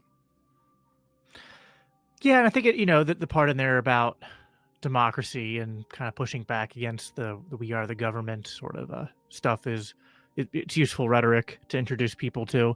You brought up, we've mentioned him several times now, Dave Smith, and obviously you're coming from more of the, you know what I mean? Zulu. Yeah, you're coming more from the Zulu camp, and like the elephant in the room being the debates that just happened, which I was the moderator of, and we can talk about some of that maybe a little bit later in the stream. But yeah, sure. One of the things that, like, because I'm obviously friends with Dave, and I do defend him and think he's still a very principled person and a good libertarian, good person for the movement. But something that I disagree with him on, that I even mentioned in that debate, is his position on immigration. It's something I've wrestled with, because like even when I was on the left, I was never like, I was always wishy-washy. I've always been wishy-washy on the border stuff because I think it's always been complicated from the time I was more on the left to even when I became a libertarian. And obviously libertarians have been debating the issue for a long time. And I was talking to Zulu like post one of our streams, maybe like a month or so ago. And it was after the debate I moderated between him and Dan Sanchez from FEE. And he was talking about, because I gave my argument for why I can't support mass deportations and what's going on in America right now under the Trump system.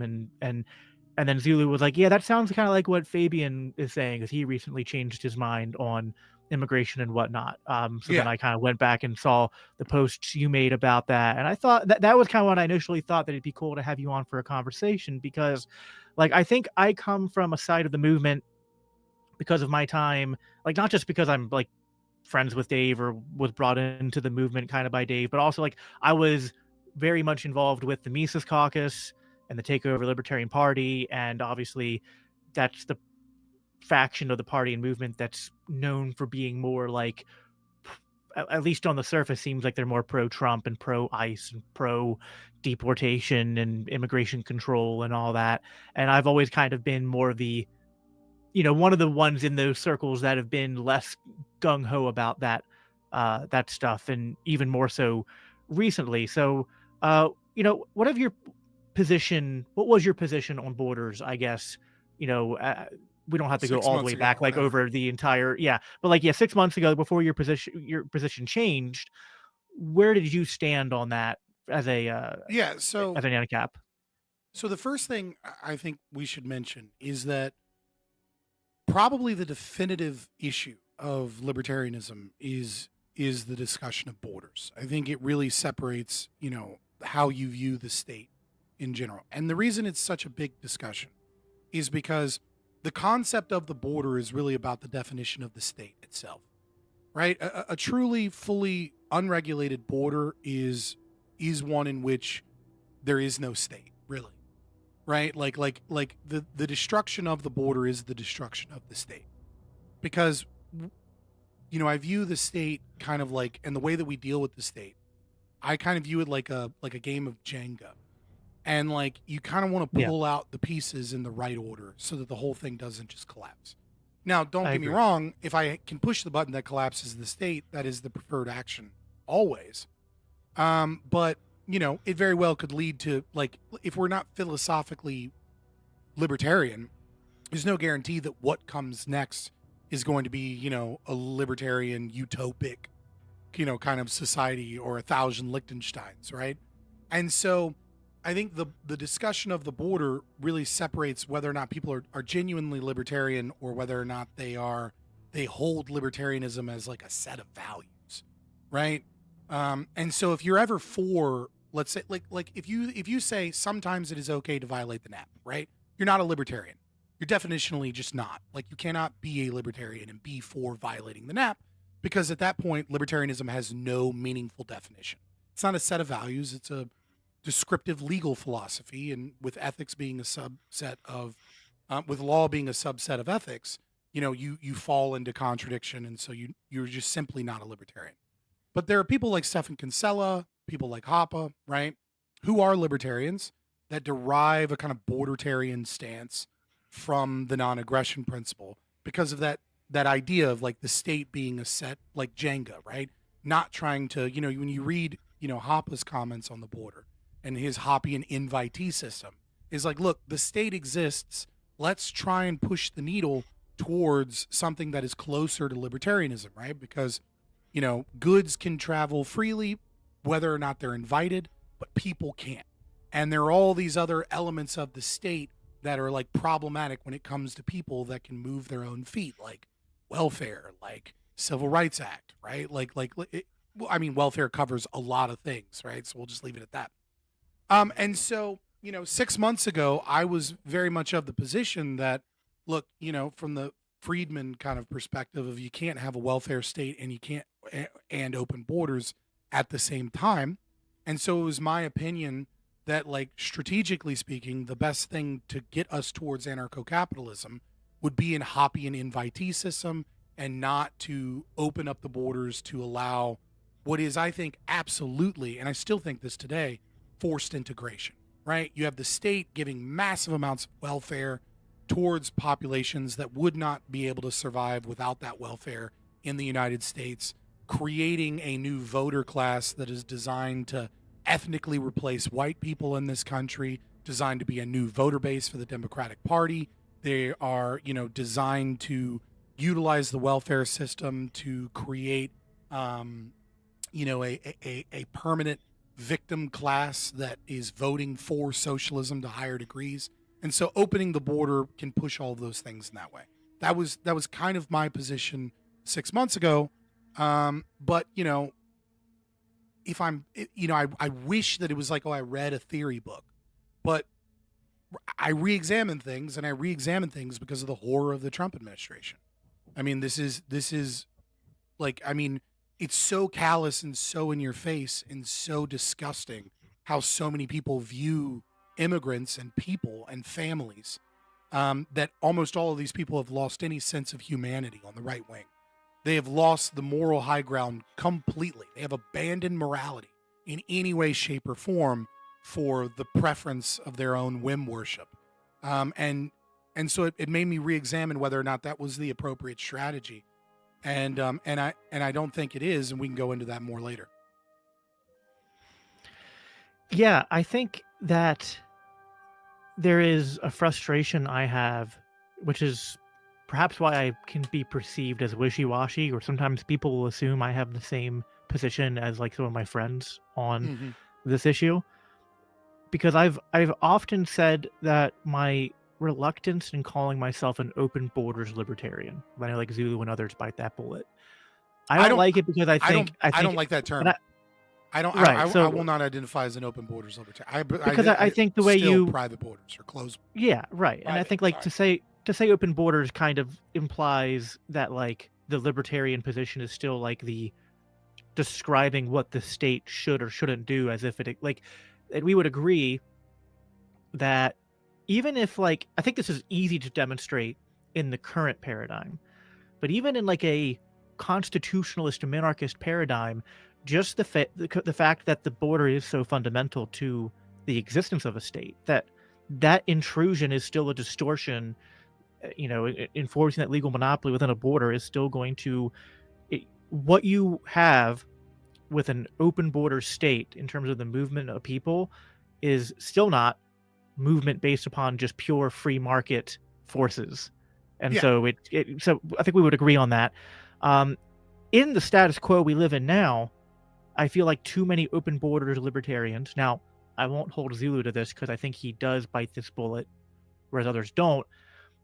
Will do this sort of like Cato Institute kind of reason spin of open borders, where they just completely sell it as an unmitigated good. Like, it doesn't matter. It's a horror show.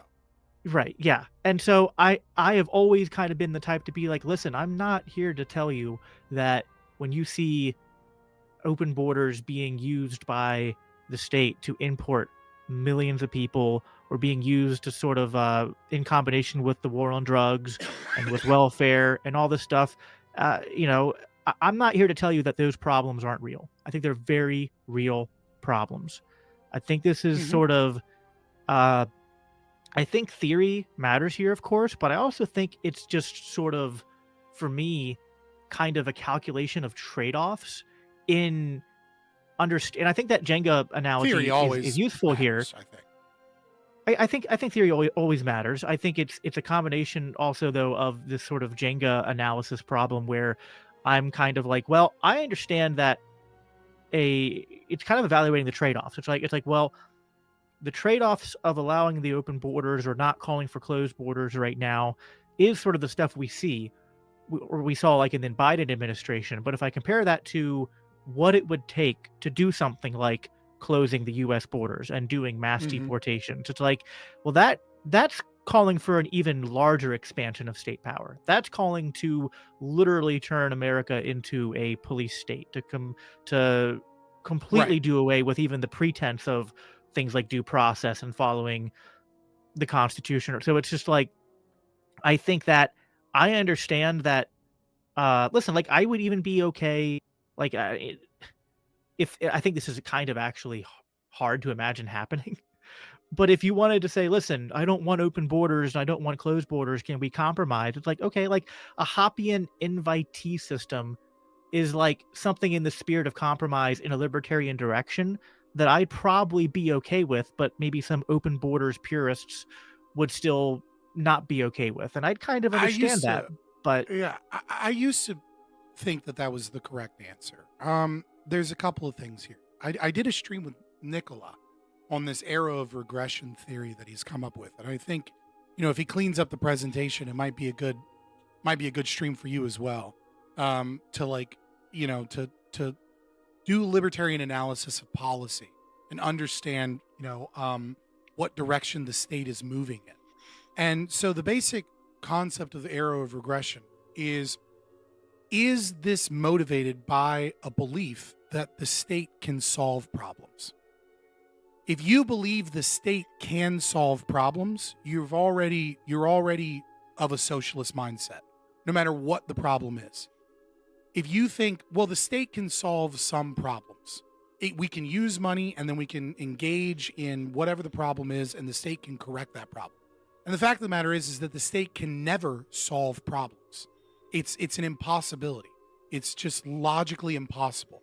And the reason you mean in a meta sense? I mean literally, when the state targets an issue and then you use state funds towards that issue, it always leads towards some trade-off that is more negative than positive. every single time. The reason So do you mean? Well, I'll give you an I don't- example. I'll give you a Give me an example. hypothetical, right? So let's say one of the things I'm passionate about is lead pipes in inner cities especially. There's no healthy amount of lead, period. And the poorer the area, especially in urban areas, we get more lead in the water. And what lead does is it lowers IQ and increases developmental disorders and increases the likelihood of individuals to engage in high-risk behavior. So there's a direct correlation between communities that have more lead water in their drinking water and, higher crime and lower IQ and less economic activity. So let's say the state says, well, we're going to fix this problem. We're going to spend, $500 billion to retrofit all of these pipes and, get rid of all of the lead drinking water in these inner cities. Well, that's a problem. And in theory, the state solves that problem. But the issue is that anytime the state takes, $500 billion from us, they're taking $500 billion out of the U.S. economy. They're moving it from its most valued ends towards lesser value ends. Otherwise, the state is unnecessary, right? Like, it's completely unnecessary. The market would have fixed whatever problems exist out in the world. But the state intervened and took away money, took $500 billion out of the economy and put it towards this. And so the problem becomes that we never have a comparison between an alternate timeline where the state didn't correct this quote unquote problem. We don't have an alternate timeline where $500 billion wasn't stolen from the U.S. economy. And so we can't compare how many people died from fentanyl overdoses because they lost their job and they went into a depression and started doing heroin because the economy is weaker and there were less jobs available. How many businesses had to scale back or, were destroyed because they didn't have economies of scale because the taxes went up. Or maybe the taxes didn't go up and the state just went money printer go burr and we have higher inflation. How many people, went to the grocery store and didn't have it? Like there's all of these other factors. And so you can look at it and say, oh, well, look, the state solved this problem. But in reality, what the state did is it stole money from the economy, creating a bunch of problems that aren't necessarily immediately obvious or identifiable to target it towards this issue. And then they claim victory over the issue by solving the issue. But the state doesn't actually solve problems. It's a market intervention that is against the values of the people at all times. Would it be more accurate to say that it doesn't solve problems without creating other problems? I mean, because I feel like, and I don't mean to be too literal Pedantic, or pedantic here, but because I was trying to think even just on a very micro scale, I don't think that we should, obviously we're ANCAPs. I don't think we should use taxpayer money to build roads, but there's obviously times where there's a broken road and the state comes and fixes the broken road. Or you think about the judicial system, which, don't get me wrong, the American judicial system is horrible, but it's not like they never it's not like they literally never prosecute an actual murder or theft case right. correctly. The point of understanding that the state doesn't solve problems doesn't mean that the state can't see something that, that a central planner can see that there is some issue somewhere and then they can direct funds towards that issue. The problem is that in the process of quote unquote solving that problem, they've created new problems. Right. And they have done so and in every turn, in every way, the state will always be inferior than the market solutions that would be available. Well, yeah, this is just the problem of roads, economic calculation. They don't have all the variables. They're not can't allocating. Solve the ECP, right? So that's really important though, because this can apply to immigration. You have this belief that the state can solve problems. You need to apply the economic calculation problem to things like immigration as well, and recognize that when the state says, there is this problem, which is, let's say a whole bunch of Somalians in Minnesota, right, that are defrauding the U.S. government, there is either a belief, okay, government intervention in the market caused this, therefore we need to reduce or release government intervention in the market. That's the libertarian solution. And the anti-libertarian is the closed border. If you say, well, the way to solve this problem is to have the government intervene, and the government intervene further in the market, then what you are saying is, I am an enemy of libertarianism. Every closed border person that says the government can solve this problem and that is actively fighting against the concept of the government not being involved in things, and is instead the government creates a problem, and now they're endorsing the government's solution to the problem created by the government. So I agree with everything there. Couldn't you say though that again, part of me doesn't always like to bring up the Hoppian example. This is a bit of a tangent, because I think even though I think it would be kind of better than the status quo, it's also like, I think it's actually harder to implement that on like some kind of grand scale than people might want to admit. But if we're just sort of examining it just in pure theory here, I think the Hoppian system is more comparable to a incrementalist approach to immigration than to say it is a grounded in a belief in, I think the state can solve problems. It's more like, I think the state can't solve problems. Well, no, what we have now is total, like, what we have now is so bad. And this is kind of like, it's sort of like going from the IRS and all the taxes we have right now to like abolishing all that and replacing it with like some kind of flat tax or something. And there's a fundamental difference. Okay, go ahead. There's a fundamental difference. And so when Hoppe puts forward his invitee system, and you read about it, right? He is saying that there are all of these elements of government destruction and government control in the market, and that this is a pragmatic, for lack of a better word, compromise. The word right? is very loaded. Yeah, it is, isn't it? I'm just teasing. I had to, right? But he is deriving this from the non-aggression principle. He is deriving saying, we need private borders. That is what we need to get to.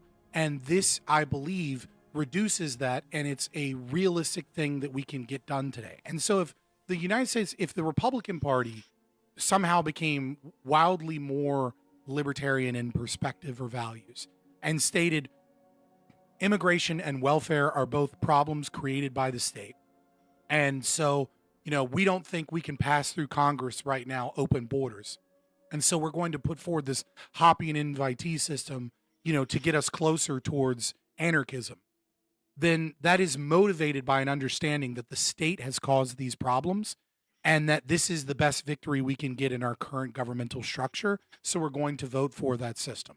That is fundamentally different than somebody like Dave Smith saying, well, what about the will of the people? And like preaching collectivism and anti-libertarianism, right? Like that those are two wildly different things. If you're a bordertarian, that believes in a Hoppian invitee system because you recognize that the state is this destructive element and that welfare is destructive and our current immigration system is destructive of human, civil liberties or rights, etc. And so you're putting forward this policy prescription as a means of getting us closer to anarchism and destroying the state, then like I can support you in that. But if you're doing it understanding that like, oh, this immigration issue is a problem that the state and the government can solve. We can solve all of these problems of like too much welfare being used and, ethnic communities being replaced and, them bringing in the voter class for the Democratic Party, and the means by which we do this is cracking down on immigration. Then what you're doing is you're setting forward a philosophy, which is the driver of all politics, right? That the state can target and solve problems, and every time you say, "Look, I fixed the lead water pipes," this will be used as further justification for more state intervention, and it inevitably leads to a growing socialist government as opposed to a libertarian government. It actually pushes us towards that socialism. I would pretty much agree with all of that. I think to sort of steelman where Dave and others are coming from, which again I'm sympathetic to it to the degree that I understand the concern, and it can. I think Me too, by what the we way. just- I totally understand yeah, the concern. and I think the actual problem here is that sometimes we as libertarians have to, if we're talking about biting bullets, like Mm-hmm. one of the bullets we have to bite or bitter pills we have to swallow is that sometimes the state can create these no-win situations, and I feel like what part of what Dave's argument is that like the consequences of mass immigration, especially like state sort of uh, accelerated mass immigration, is so bad that it's literally like a lesser of two evils argument. It's like we have to use this to kind of ward off this horrible outcome. And now I think Dave then tries to, like in his debates with Alex at Soho and others, tries to then relate this to libertarianism by way of like saying that like, well, if the people did not consent to this mass influx of people because it's not happening through market transactions, then we libertarians can say this is not a free market outcome and we can oppose it. And I think, well, that part's kind of right. But then and I think this was Alex Nowak's strongest point in that debate, even though I think Alex didn't do a very Alex did not. I don't think Alex did a very good job in that debate for reasons we can talk about. I think they One of both the did a really points he bad job. made- I think one of the things Alex said, which is true, is that you can't like disconnect the outcome you want of like mass deportations and closed borders from the means that is required to make that happen. And I think that is where I depart from Dave. It's because he's kind of like, he builds this case and it's like, I'm with you. But then when we get to the point, and I think he has said, like when I've challenged him on it, he goes, hey, listen, maybe I'm wrong and maybe you're right. But it's just like, I feel like once we get to this point of like, it's to me more of the, it's the stacking state interventions on state interventions. It's like, I get it. This seems like a real problem, and I don't think we should deny the problem. But I think what you're going to end up happening is the state's actually going to fail, because there's something about it that's absurd on its face.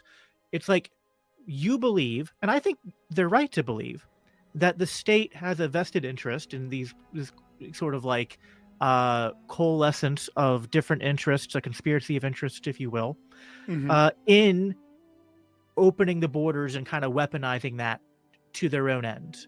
But then you're kind of going in and saying, can you please, you people who are doing this, stop that and reverse course and do so in a way that doesn't give yourself more power. I'm just like, I just think that's kind of like, Well, you get what I mean? Like there's something, I think there's something absurd about that. Like asking the people who are doing the thing you don't like to stop doing the thing you don't like and reverse it. Yeah, I agree that like you present a. Let's talk about the current example. I think this like elucidates the real problem. Let's talk about what all the conservatives are talking about, which is Somalians in Minnesota. Right? Now, what we know is, two Democrats voted against their party. What was it? Maybe like a year ago. And then some guy who was paid by USAID in Africa fucking all of a sudden decides to assassinate two politicians, and then that just gets swept under the rug. This guy that was known on the FBI's radar. Very suspicious to me. But like, let's set the conspiracy theories aside, right? And we know that we're now finding out that it's roughly $8 billion, right? Which is like a good chunk of what we sent to Israel. We've sent to fucking the fraudulent Somali welfare system. And we have this population that is very low IQ and very, very high rates of inbreeding, right? That's just a reality. I know people will be like, that's racist. It's just true, right? Somalians are 99% ethnically homogenous. They're 99% Muslims, which is, antithetical to libertarianism. But where is the conversation at with every conservative? It's about race. It's about culture. It's about why Somalians are bad. It's about, oh my God, I can't think of her name. One of the Somalian from Minnesota that is their representative. Regardless, Elon Omar, sorry. It's about Elon Omar, right? None of it is about the actual problem. And that is the reason why closed borders is such a problem, is that closed borders and immigration conversations are a means of covering up the actual problem. The actual problem is that we have a welfare system that they could abuse for $8 billion. That's the actual issue. It's not that there isn't the occasional Somalian that would be successful in America, or that, it's the fact that we have immigration and deportation as this on the table solution for problems created by people, created by the state, is the problem in and of itself. If we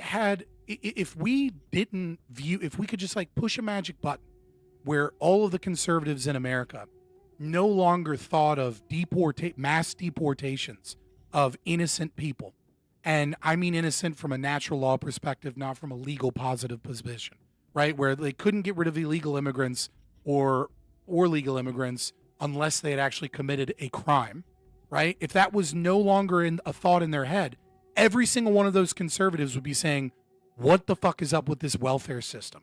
Why is all of my money being stolen to support a population that is defrauding the U.S. government? And why is it that the Democrats allowed that system to defraud everybody else and steal money out of my business, out of my children's mouth, so that we can forcibly import this voter class? The problem is that when you put immigration on the table as a potential solution, it takes away all conversation of what is the actual problem. And the actual problem is that somewhere between 30 to 50% of all of the wealth that every single American makes is going towards welfare. Like 74% of the U.S. federal budget is payments on the debt and entitlement spending, right? Only 20, that means 26% of the budget is infrastructure, military, all of the things that we vote on. Social Security, Medicare, Medicaid, TANF, welfare, corporate welfare towards payouts and subsidies, all of those things that are market interventions is 74% of the U.S. budget. And when you take all of our taxes plus inflation, property taxes, sales taxes, etc., somewhere between 50 to 70% of all of your money is stolen. Literally, it's not just the income tax, right? You look at Social Security and you go, okay, I make $20 an hour, what is it? 7.1% of my paycheck is taken away. Well, you forget that your business has to pay payroll taxes, so they pay 7.1. So 15% of your payroll right off the bat is stolen to support Somalian immigrants in Minnesota, right? That's the actual fucking problem. And that's why we have third worlders with fucked up ideologies thriving in this country, is because we have a government system that steals a majority of all of our wealth to funnel to these immigrants. If we got rid of all of that welfare, you wouldn't give a fuck about immigrants, because the immigrants would have to survive on their own 2 feet and within their own community and support systems, and they'd be economically productive members of society. But the immigration issue covers up the actual issue. And all of these things also, of course, increase the antisocial behavior and harmful ideologies that are just Sorry, could you say festering that in again? I was coughing. All of these things you're pointing to also foster and accelerate the antisocial behavior and growth of harmful ideologies just within the native-born population. Yeah, and increase why do you think Nick Fuentes is getting popular?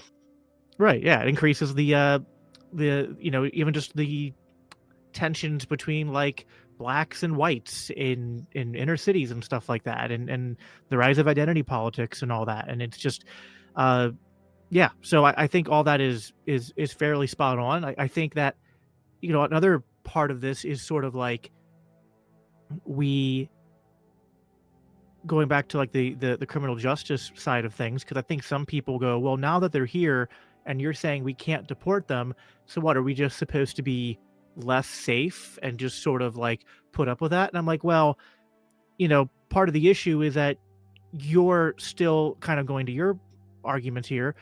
You have created this expectation that it's the government's job to keep you safe. And that sort of faulty premise, which I understand is sort of like we're raised with that. And that is sort of one of our jobs as libertarian ANCAPs is to kind of try to disavow people of that mindset, is to say actually like communities and families and churches and whatnot, like they should be being more proactive to take charge of their own safety and responsibility, which should make you more angry when state and federal regulations make it harder for you to arm yourself, harder for you to form private militias and private security forces, make it, you know, you could also point out civil rights legislation, which means that like business owners and whatnot feel like they can't even like discriminate against either hiring or allowing certain people in their businesses because they'll be called out as being racist and for it would be illegal. For breaking, it'd be illegal and stuff. So yeah, you know what I mean? Like you can't so, can't discriminate on someone based upon their nationality of origin. Right. So like you can't like a business owner who is in like Minnesota right now can't just be like, I'm not, which I'm not saying this is the right way to handle it, but like just for ease of argument, they would get in trouble if they said we're not serving any Muslims, right? Like if you come in and you're in obvious Muslim attire, we won't serve you, right? And they would get in trouble for that. So don't be scared. Just say it. Muslims suck. Fuck Islam. I don't want them in my business. Don't be afraid to be called a racist, Jacob. I don't want to get into I mean I'm obviously a Christian, so I'm not a Muslim, so I can criticize Islam. You know, so one of these things that is kind of difficult though, which is a bit of a tangent, is I'm sometimes reluctant to feed into the anti-Islam stuff only because I have an allergy to how much that was weaponized to sell American imperialism and endless wars in the Middle East.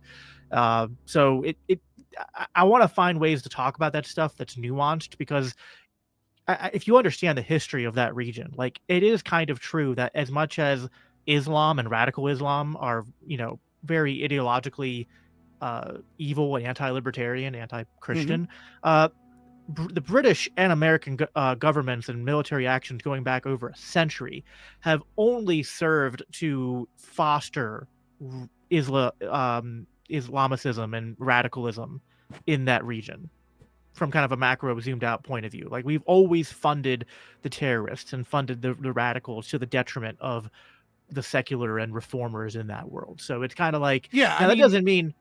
I think we ought to treat the entire Middle East like the Shadowlands in the Lion King. That's how I like fuck that entire region. Right? Like fuck the Jews, fuck Israel, fuck the Muslims, fuck Palestine, fuck the Middle East. Like just fuck that entire region. Okay, that region has like can't stop bombing each other, and every time we get involved, we make everything there worse. I'm done. The problem is that I feel like for some reason libertarians just do not talk about this enough. Is that the entire US economy is based upon the petrodollar. The whole reason we're there is not because we want to steal oil, right? We fight wars for oil, but people think that means that we're trying to gain oil as a resource. We don't give a fuck about gaining oil as a resource. We give a fuck about the fact that Nixon, you know, after he got off the gold standard, backed the US dollar by the petrodollar so that we can export inflation to the rest of the world. And, you know, all of the conflicts that are there, you know, almost all of them, you know, stem from trying to make sure that OPEC Plus is the dominant, you know, force for selling, you know, crude oil.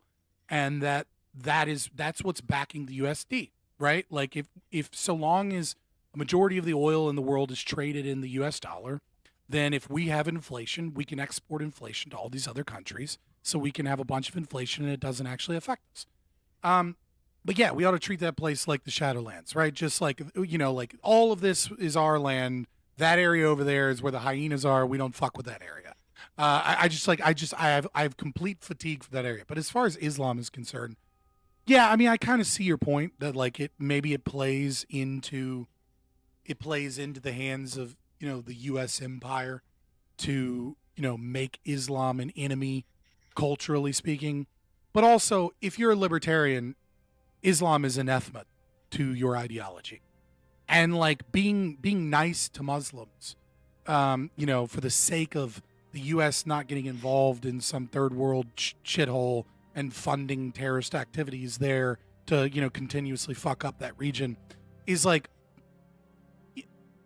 I understand that from a pragmatic position, but from a philosophical position, it's a problem because we have increased Muslim migration. We have like Muslims trying to build cities that are their own and things like that. And Islam is directly opposed to libertarianism. There can be no Muslim libertarian society that works. Well, I think there can be people who call themselves Muslims, but who probably are like, not following the Quran or Islam as cafeteria religion, culturally Muslim, sure.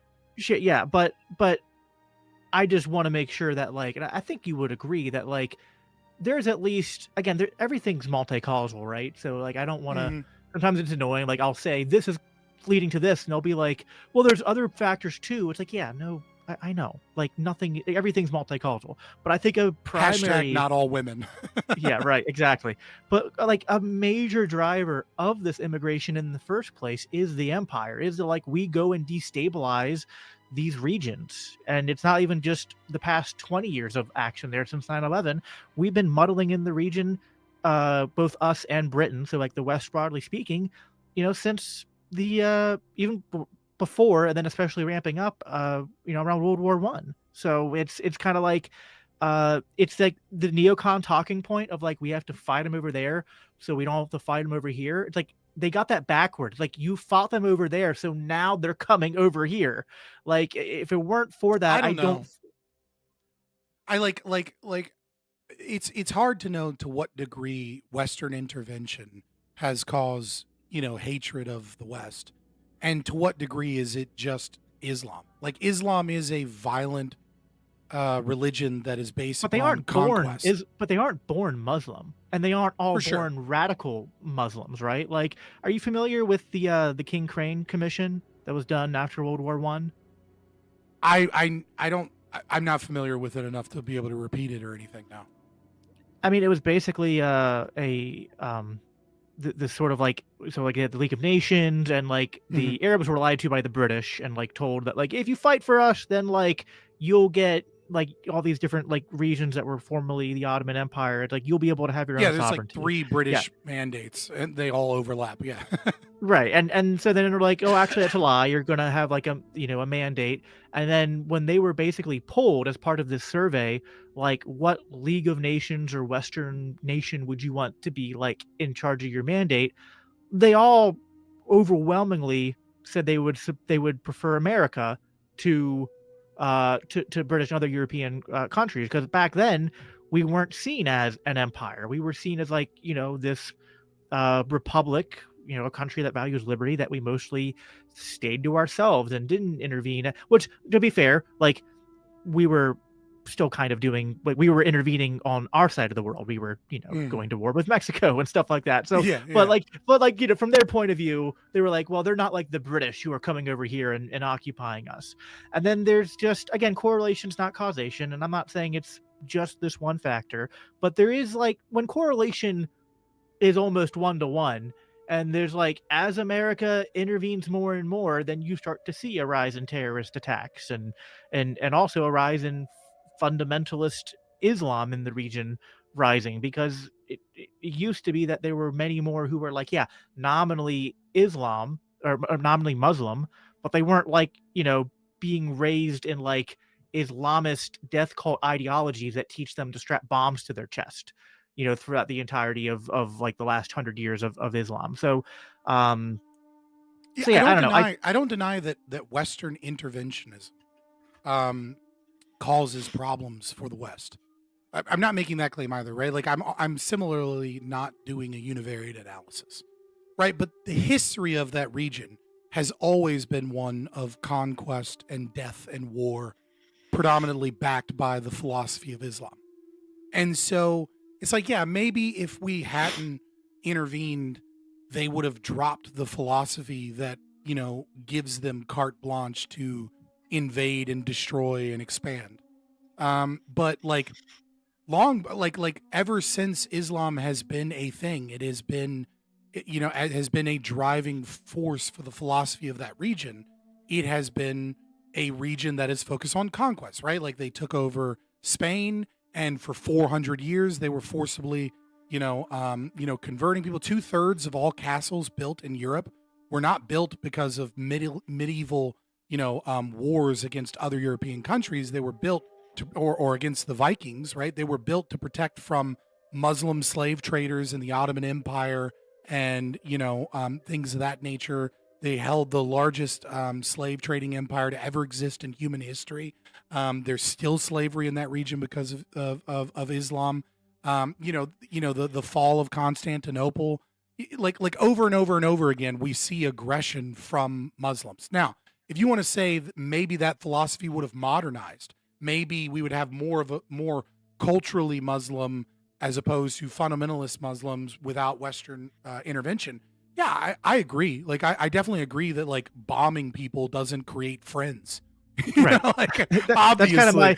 Well, that's kind of my entire point. Not think, only that, but like I think you just have to recognize that both of these are powerful driving forces. That Islam, that you have to recognize that Islam as a religion, supports conquest, supports the jizya, right? Like subjugating people that are not Arabs and that are not Muslims, and giving them taxes based upon their race and whether or not they're people of the book. Supports lying as a fund, the taqiyya, to protect Islam or to protect the empire, you can lie. And so like these things are just fundamentally against the concept of logos and truth. I hear you, and but like libertarianism. but like, again, this is tough because it's like I don't want to sit here and be the Muslim apologist, but like there are Muslims who would say, well, actually, the Muslims who are saying the things that you're saying, Scott, like, well, they're misinterpreting the passages, right? Now, I know then the atheists and secularists can go, well, this is just the entire problem with religion. But my point just being that, like, I guess maybe because I am a Christian, I have a little bit more sympathy to go because like, listen, it's not like, and I think you probably agree. I think two things are true at the same time with what I'm about to say here, that I think if you compare Christendom to Islam, I think there's less. I think you can make a case there's less blood on the hand of Christendom than Islam, but it's not like Christian kingdoms, or at least nominally Christian kingdoms throughout history, haven't also waged war and done conquest and engaged in a lot of bloody, evil things at times. And then there's very limited support for that in Christian faith, though, right? Like, there is some nominal support for the state in like letters to Romans and things like that. And then obviously in the Old Testament, there is like, God commanding the Jews, wipe out people that are in their promised land and things like that. But for the most part, Christianity does not explicitly state that like the world belongs to Christendom and that it is like a commandment from God to expand the caliphate. You know what I mean? Like there's a difference. I agree. No, I agree. There's a difference there. Although, to be fair, there is a major sect of Christianity that only was born in the last 100-some years that says that, well, maybe we're not supposed to do that, but we're supposed to support the Jewish people no matter what, as they do that. But right, yeah. So that's definitely a problem there. So yeah, I mean, I don't want to get too. I think we're not too far apart on that. So I don't want to get too much more bogged down on that. I think I mean, certainly there are radical Muslims, and I think we would agree to kind of wrap up this sort of line of conversation that like we can be alarmed by Islam. We can be alarmed by millions of Muslims and people from other cultures moving here. We should keep in mind that like there are externalities that are driving this, including state policies of welfare and militarism, and yet closing the border doesn't solve any of that. It just sort of like adds like more state aggression and central planning into the mix of state aggression and central planning. Now, I understand that some people then are going to go, well, then what are you advocating we do? And it's like, well, this is why we need to just like, which was kind of the whole reason I joined the Mises Caucus in the first place, is like we need to push this the idea of decentralization very hard. We need to tell people that stop looking to Washington, D.C. to keep you safe, and you need to get proactive in your community, in your township, in your churches, and your neighborhoods, and start fighting for your right to keep yourself and keep your family safe. Like, I will say this. I will say this because you bring up an interesting point, right? In terms of process and kind of that Jenga situation that I was talking about. And one of the things that I think libertarians really, really, really need to focus on is that if you have this, the state has kind of like two mechanisms, right? It has regulation of the private sector, and then it has replacing the private sector with state entities. And one of the things that I think is really important is that you need to push first and foremost for deregulation of private solutions to problems. Because I think what many libertarians don't realize is that if you get rid of the state mechanism where they're engaged in, market manipulation of some kind, but you don't first get rid of the deregulation of the market to be able to respond, then what you're really voting for is anarcho-tyranny. Right? Like, for example, the FDA. Let's get rid of the FDA. We should absolutely get rid of the FDA.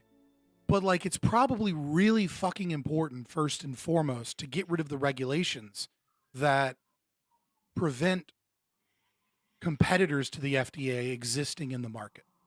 Right? We need to make it to where there are private agencies that can rate drugs as safe or not safe.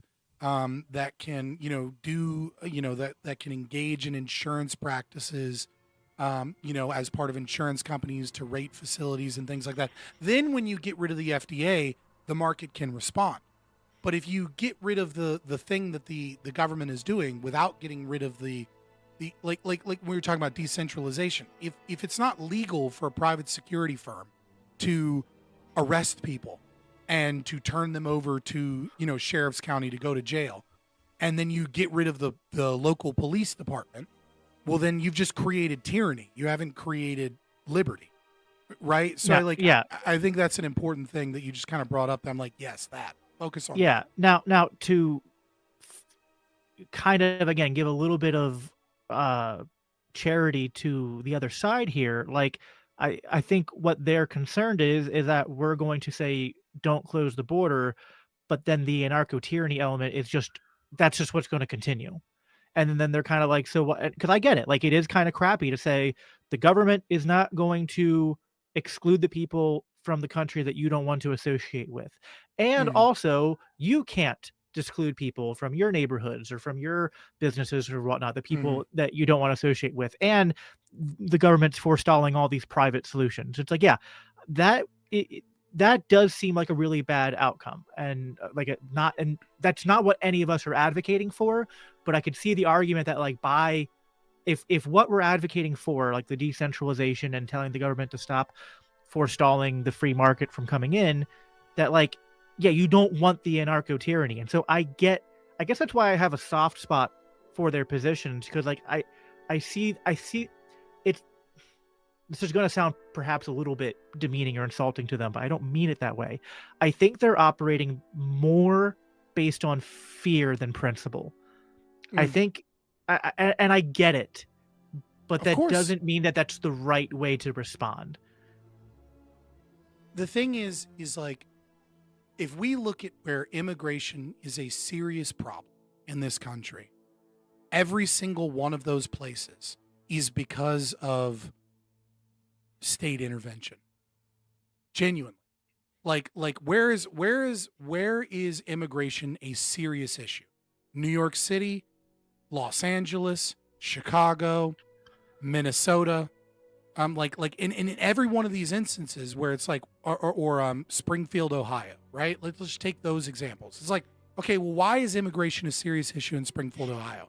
Oh, because the state paid for 30,000 people to be bussed into this place with our tax money, destroying the culture in that area with partnerships with corporations, right? And that's a pseudo-fascistic means of importation of labor there. It's not because there were open borders and then 30,000 Haitians decided to move into this small town. The reason there's this giant disruption in Springfield, Ohio is because they were bussed there.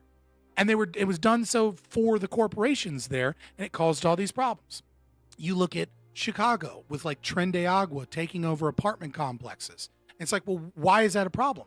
Well, those communities exist because of a massive welfare state in Chicago that is supporting and propping up these people, and then Tren de Agua moves into these bad conditions. Same thing in California, the same thing in New York. What we see over and over and over again, that all of these places where immigration is like causing massive amounts of problems is because of the welfare state. And the entire conversation has gone away from the welfare state as the creator of this problem, and has instead gone towards a combination of the welfare state and loose immigration law. And if we just enact further immigration, we can deport these people and we can correct this problem. And it's to such a degree that it has destroyed the humanity of those on the right. That they're retweeting the White House account celebrating fucking Crocodile Island as like families, and as like Consuela that's been here for 10 years is like sent back to a war-torn country, which, by the way, talking about U.S. intervention is like half the reason that those countries are fucked to begin with, right? Well, and it's right. It's like we bombed your home, we funded the terrorists who took over it, and then you fled to our country, and then we kicked you out of there too. It's just like, right. It's like the government causes a problem in South America, then the government causes a problem with immigration via welfare systems, then the government buses these people in to be a permanent voter class for socialism, and then the right is like, well, just send them back. That'll fix the problem. So it's like, no, you've just added another government intervention that's causing more problems. There's something on the surface which, like, I can understand the mistake they make, because it almost seems like maybe this is like where intuition can lead you astray. They think, well, man, we've had the welfare state for so long. It's going to be really hard to tear all that down and do all the things that you and I are talking about doing that are the real solutions. But these people just came here. So wouldn't it be easier to just get all the people who came here and send them back?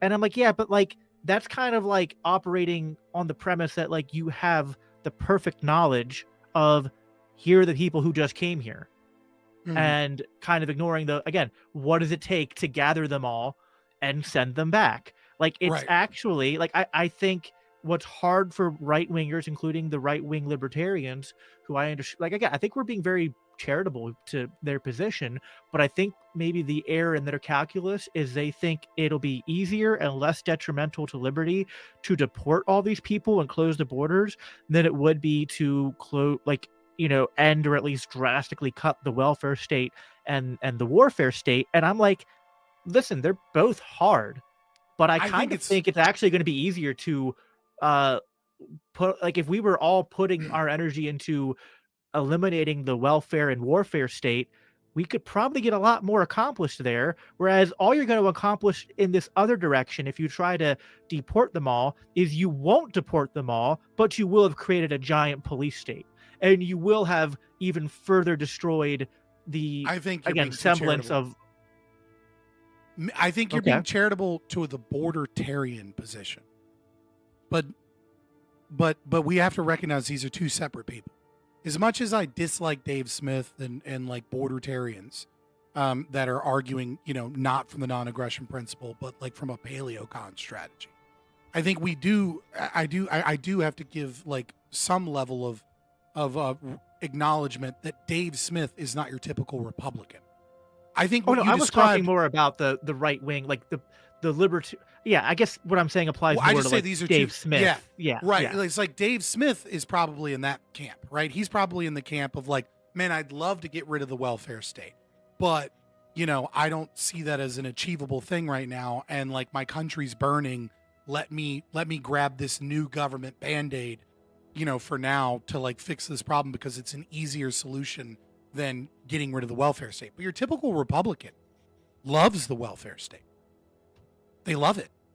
Like Donald Trump is the most socialist president of my lifetime, without a doubt.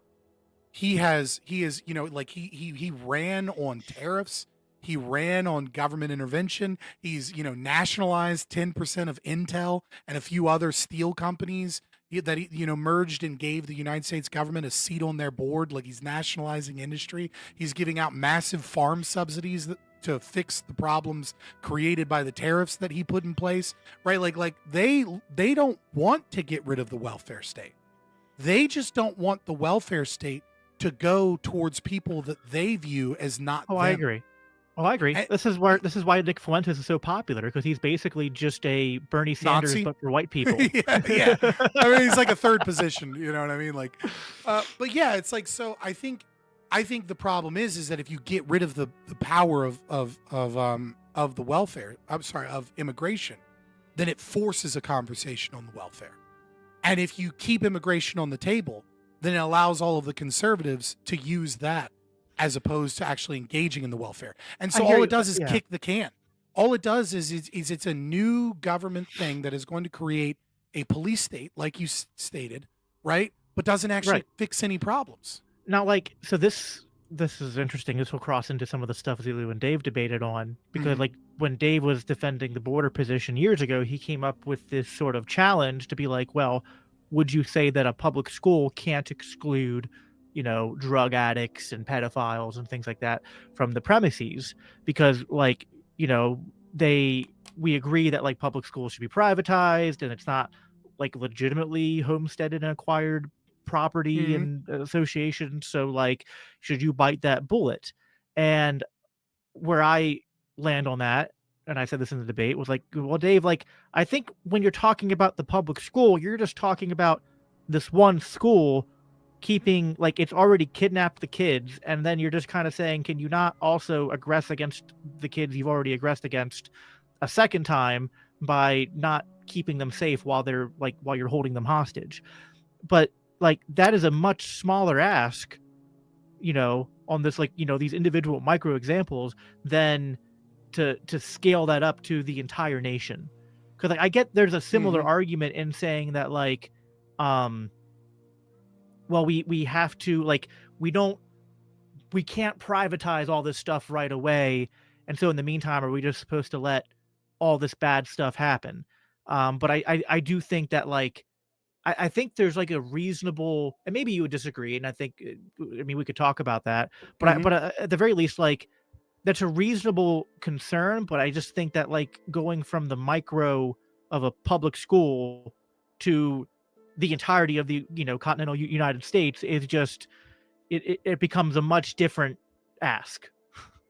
I mean, I think the state should abolish public schooling, right? Right. And if you're an ANCAP, believe that too. And so, should like, the I guess state, I could ask, as it's kidnapped children in a building, let a shit-covered drug addict into the girls' locker room?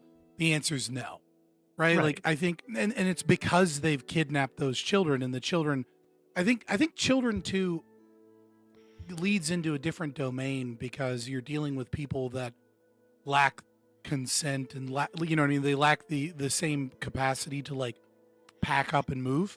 But yeah, so long as the children are kidnapped in a building, the state has taken over temporary guardianship of that property, and it becomes incumbent on the state to do its duty to protect those children that it's kidnapped from harm. This is different than the border situation, because if you try and think of the entire U.S.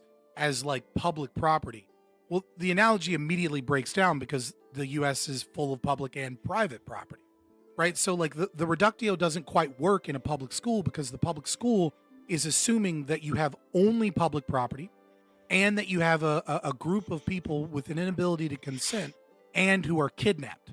It's very different than when you expand it, when you like the reductio just kind of doesn't work. Yeah, And it's like, not one-to-one. I mean, it's not a one-to-one. You could try to say the federal government has kidnapped us all, but like, and there's It doesn't maybe work, right? something- Yeah, like, right, it- like it- you have private property, and you have adults mixed Yeah. in with this limited public property.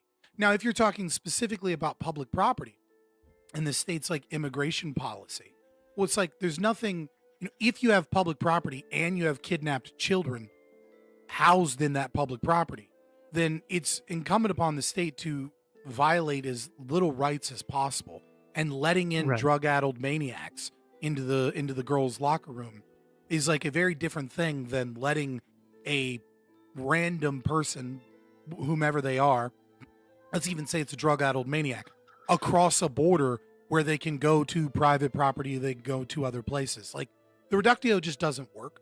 It's like a lot of reductios. The problem with the reductio ad absurdum is that it requires the principal elements to be maintained.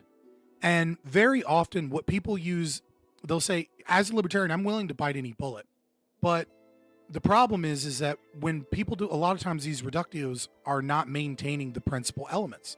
And so like, that's kind of the thing that like upset me a little bit with that debate with Dave Smith and stuff like that, right? Like this steal a penny to save the world kind of analogy is like the classic, are you a libertarian or are you not a libertarian, right? Because, if you believe that you can violate the non-aggression principle, then definitionally you've given up on libertarianism because you don't think the non-aggression principle is axiomatic or grounded like through argumentation ethics. You think it's a value that to be weighed against other values. And so it kind of breaks down, your ability to claim it as it's no longer an axiom for you. It's no longer axiomatic.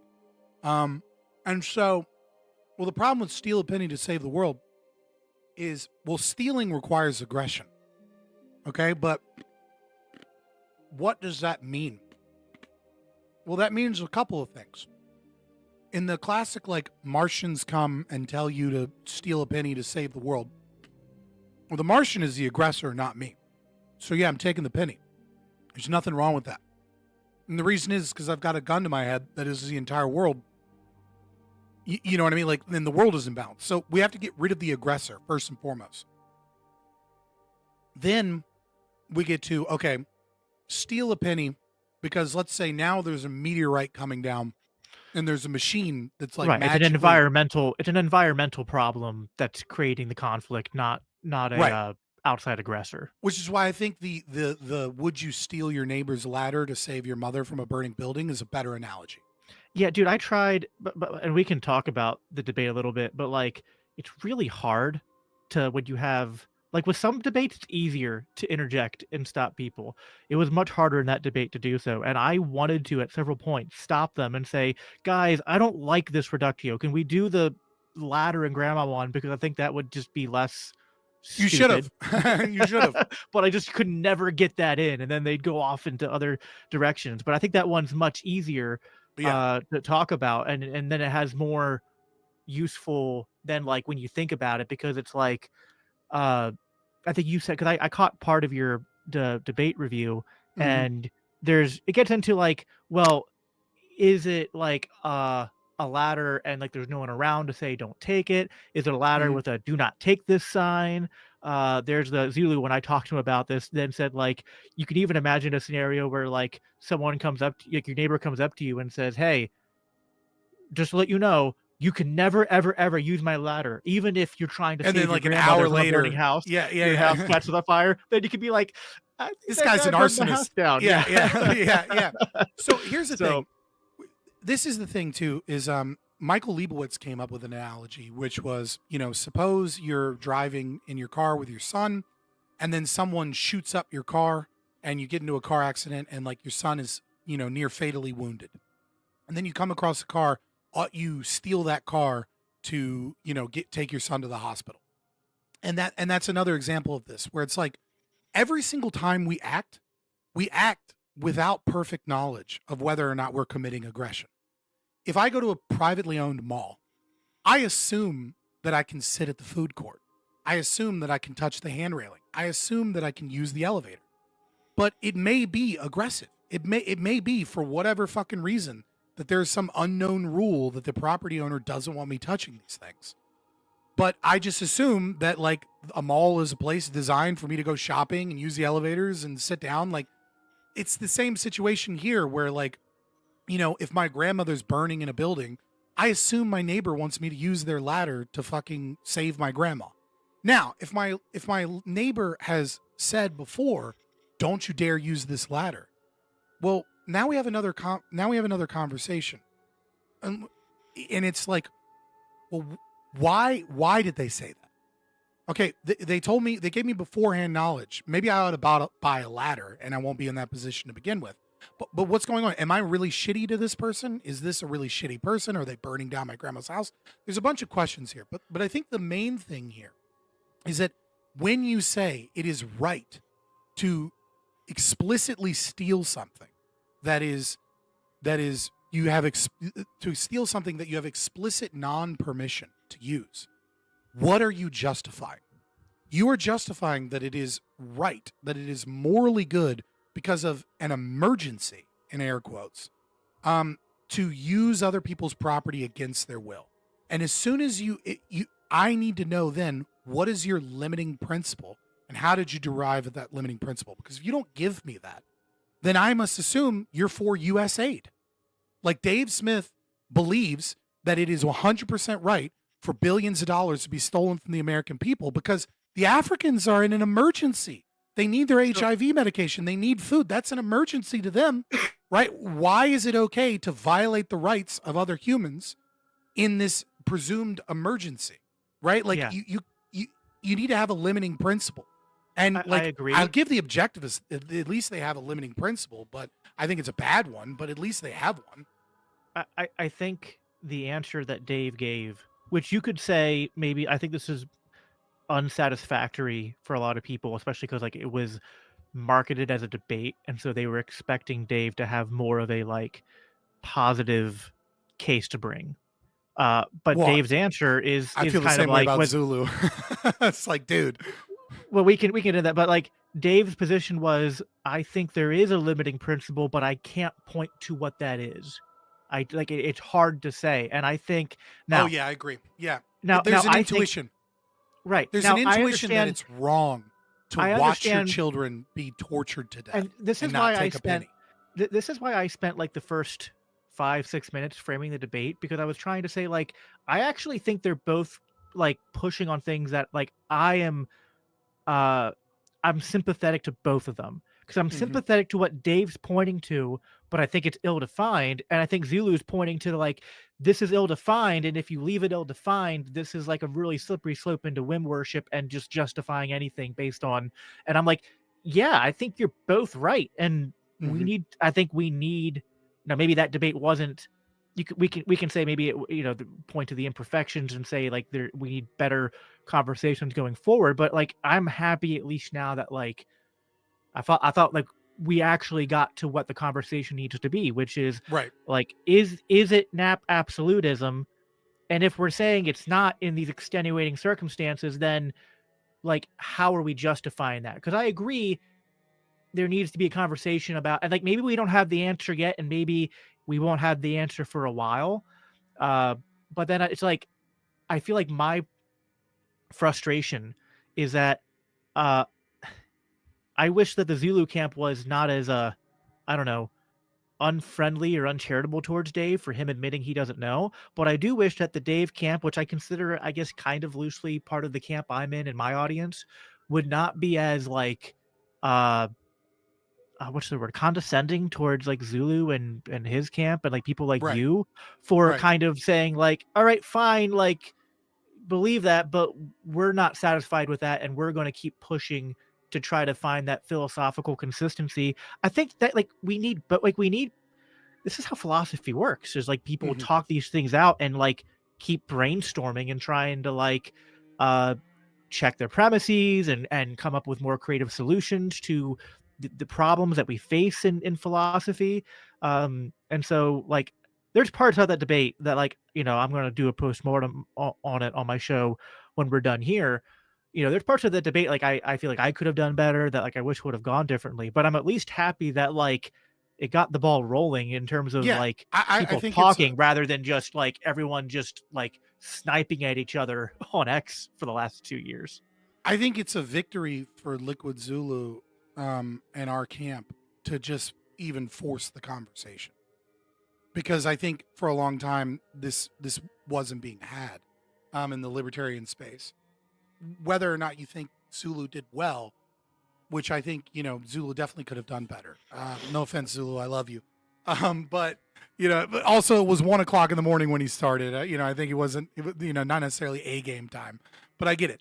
Yeah, I think when you come to these limit cases, there's a moral intuition that like something breaks. And I absolutely respect Dave's position in the sense of like my moral intuition says steal a penny or watch my child be tortured to death. Like something feels wrong in my heart that I would watch my child be tortured to death and not take a fucking penny. Right? Like I totally get that. And the thing is though, is this is the difference between a libertarian and a post-libertarian. Is a libertarian says, okay, I have a moral intuition that this isn't quite right. Now I need to go into the theory and figure out why. Why do I have cognitive dissonance where I feel in my heart that something's not right, but the theory is telling me to do something that feels wrong? And then the post-libertarian, such as Dave, that just goes, okay, well, you're goofy. You know what I mean? Like, okay, you're silly if you think that's right. It's like, no, this is an opportunity to dig deeper into those limit cases to discover what's going on here. And that's when you do the work to go, okay, well, what does steal mean? Okay, what does this actually look like? And that's where we talk about, you know, is it right? Like, why have I been given like, if I look at that car case, for example, right? Instead of the ladder case, it's like, there's a car. Okay, I'm going to take the car, and it's not stealing as far as I'm concerned, because I assume that someone would let me use their car to save my child's life. But now let's change it, and there's a window in the window of the car is a sign that says, "Do not take this car unless, you know, authorized personnel." Right now, I have express non-consent to use the car, and it's like, okay, I have to choose between taking the car and saving my child's life or letting my child die. And it's like, well, why is that? Why would someone put that sign in a car that expressly gives non-consent? Well, maybe they have a child themselves with a medical condition that requires frequent stops to the hospital. Maybe you're killing someone else's child so that you can save your child. Is it right to murder to save your kid? And then the question becomes, well, how many people can you murder to save your kid? Like there's also this knowledge problem of like you and I think you've consent, like people can make mistakes, but there is that issue where like we never have all the information whenever we act. It's mens so, rea like versus actus reus, right? Like so, they don't have the mens rea to steal. So it can get very complicated, and I think I guess I'll end on I'll say this will be my last word. Then I want to give you kind of the last word and a chance to just kind of, you know, closing thoughts and plug your show before we hop out. But yeah, I guess my frustration is that, like, I don't think Dave has to be the philosopher king. Like, I think Dave can say, you know, I understand legal theory enough to, like, you know, go on these big shows and present it to laymen, and, you know, now maybe we can be unsatisfied with his immigration policy, but we've talked about that already. But still be like, he's doing a lot of good. And if he's saying, hey, this stuff here, I don't know if we have solved, then like, I feel like the actual philosophers then, and the jurists, they just need to keep working until they come up with answers that then the rest of the libertarian laymen and pundits and whatnot then go, oh, look, we solved that problem. Right. But, and maybe like, and to be clear, I guess I'm in the camp of thinking, I don't know that like Zulu and you and all of them have like perfectly solved the problem. Cause I think we're still like talking about it. But I think like we're laying, like, I think you guys are on the right track. I think you're moving in the direction of trying to solve the problem. And I think someone like Dave, like if you like a year from now, like, you know, write something or make like an hour video or something that like perfectly explains it and we all agree with it, then like, you know, we're all better for it. But I guess anyway, that's just my thought. And listen, I know, like, because I've had so many conversations on this, I know everyone's like, but Dave drew first blood and he called us worse than communists. And like, I've told Dave that. I'm like, listen, man, like, what's worse than a commie? Like, that's one of the worst things you can say to libertarians, like, you're worse than a commie. And I get it. Like, you know, that does sting a little bit. But it's like, you know, like if Liquid Zulu lived here in America, it's like we would all be putting the boxcars together, man. Like, you know what I mean? Like, it's just like I think we need to find ways to like, and I think again this applies to everyone. I'm not saying like just you guys. My first video responding to Zulu's video, I was kind of saying to Dave and to the Mises Caucus and to Zulu and to like the people like you and your crowd, is just like, I think we should have these disagreements. I think we should talk these things out. We don't have to be friends even. I'm not even saying that, but like, I am just not of the type to like make any of you guys my enemy. To make like, I'm certainly not going to make Dave Smith my enemy, but I'm also not going to make Liquid Zulu or you my enemy. It's just kind of like, why would I do that? Like, even where we disagree on things, it's just like we're a hell of a lot closer to each other. And you can say things like, well, you used to be a libertarian when you say this. And I'm like, okay, like we could debate that, but also like we're all still part of the same movement. Even if you want to say some people are at times departing from the theory. So anyway, that's my closing thought. Yeah, well, thank you for having me on the show. I know I can be a bit ornery today, especially because I'm just kind of sick. So my brain is working at like 80% capacity, if that. Yeah, I mean, like, I don't want to turn this into the I hate Dave Smith show or anything. You know, I have issues with Dave Smith. And like 99% of my issues with people like Dave Smith really just comes from one problem, which is libertarianism as a philosophy needs to be gatekept. And when Dave Smith or people like him preach that the non-aggression principle is a value that can be abandoned under certain circumstances, then he creates a poisoning of the well of what is libertarianism. And because of people like him, anytime I go somewhere and try and explain what libertarianism is, I have an uphill battle to fight against the poor philosophy that he has injected into the culture. And it actively works against libertarianism when he preaches those things. If he says, I'm a post-libertarian, I used to be a libertarian, I have some disagreements, or like I'm a paleocon, or like, you know, I'm a conservative with some libertarian leanings, like that's fine. And I agree with you. I think he's doing a lot of great things in the terms of like going places and introducing people to authors and things like that. But I also think he's doing a lot of bad for the libertarian movement because he's preaching a philosophy that is anti-libertarian. And now all of these other people are associating an anti-libertarian philosophy with libertarianism, which creates an uphill battle for us to be able to explain what libertarianism is and how libertarianism has solutions for problems and things of that nature. And I think, you know, I don't know to what degree, I think Dave Smith is somewhat unique in this compared to a lot of other connected libertarian podcasting, you know, individuals. But there's a lot of gatekeeping at the top, a lot of crabs in the bucket mentality, you know, like someone like Clint Russell, for example, right? I went on his show. He tried to ambush me. It didn't work out well.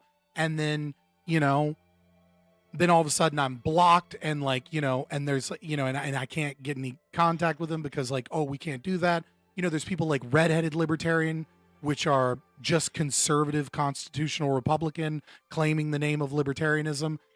You know, like I had inroads with other people like, oh God, what's his name? You know, like when the Tom Woods stuff came out, and it's very obvious that he, you know, had an inappropriate relationship with his first wife when she was 15 years old. But because that came from the Prags, anybody that was honest about that, like, had to be shut down and gatekept. And so, you know, there's a feeling beyond just the poisoning of the well of libertarian philosophy that there are a lot of people that are conservatives first, you know, Christian conservatives maybe first, libertarians second, that are preaching things that go against libertarianism, and then they're gatekeeping based off of clout and based off of, you know, the ability to get on large shows and things like that, because they feel it's their desire to, you know, package their version of libertarianism and kind of keep the less popular Zulu people, you know, like locked away to a certain degree. And I'll be honest, yeah, there breeds some resentment to that. Like when Dave Smith was like, oh, I'll bring on Michael Heiss, and, you know, and I'll tell him, don't talk about libertarian infighting and things like that. It's like there's this culture, cultivated libertarian messaging towards the right wing in this strategy, in this like paleo libertarian strategy, that is not necessarily preaching libertarianism, and like I liked the Mises Caucus originally, but again, Michael Heiss and Angela McArdle, they've been accused of some pretty bad things. I want to see if there's actually any truth to that.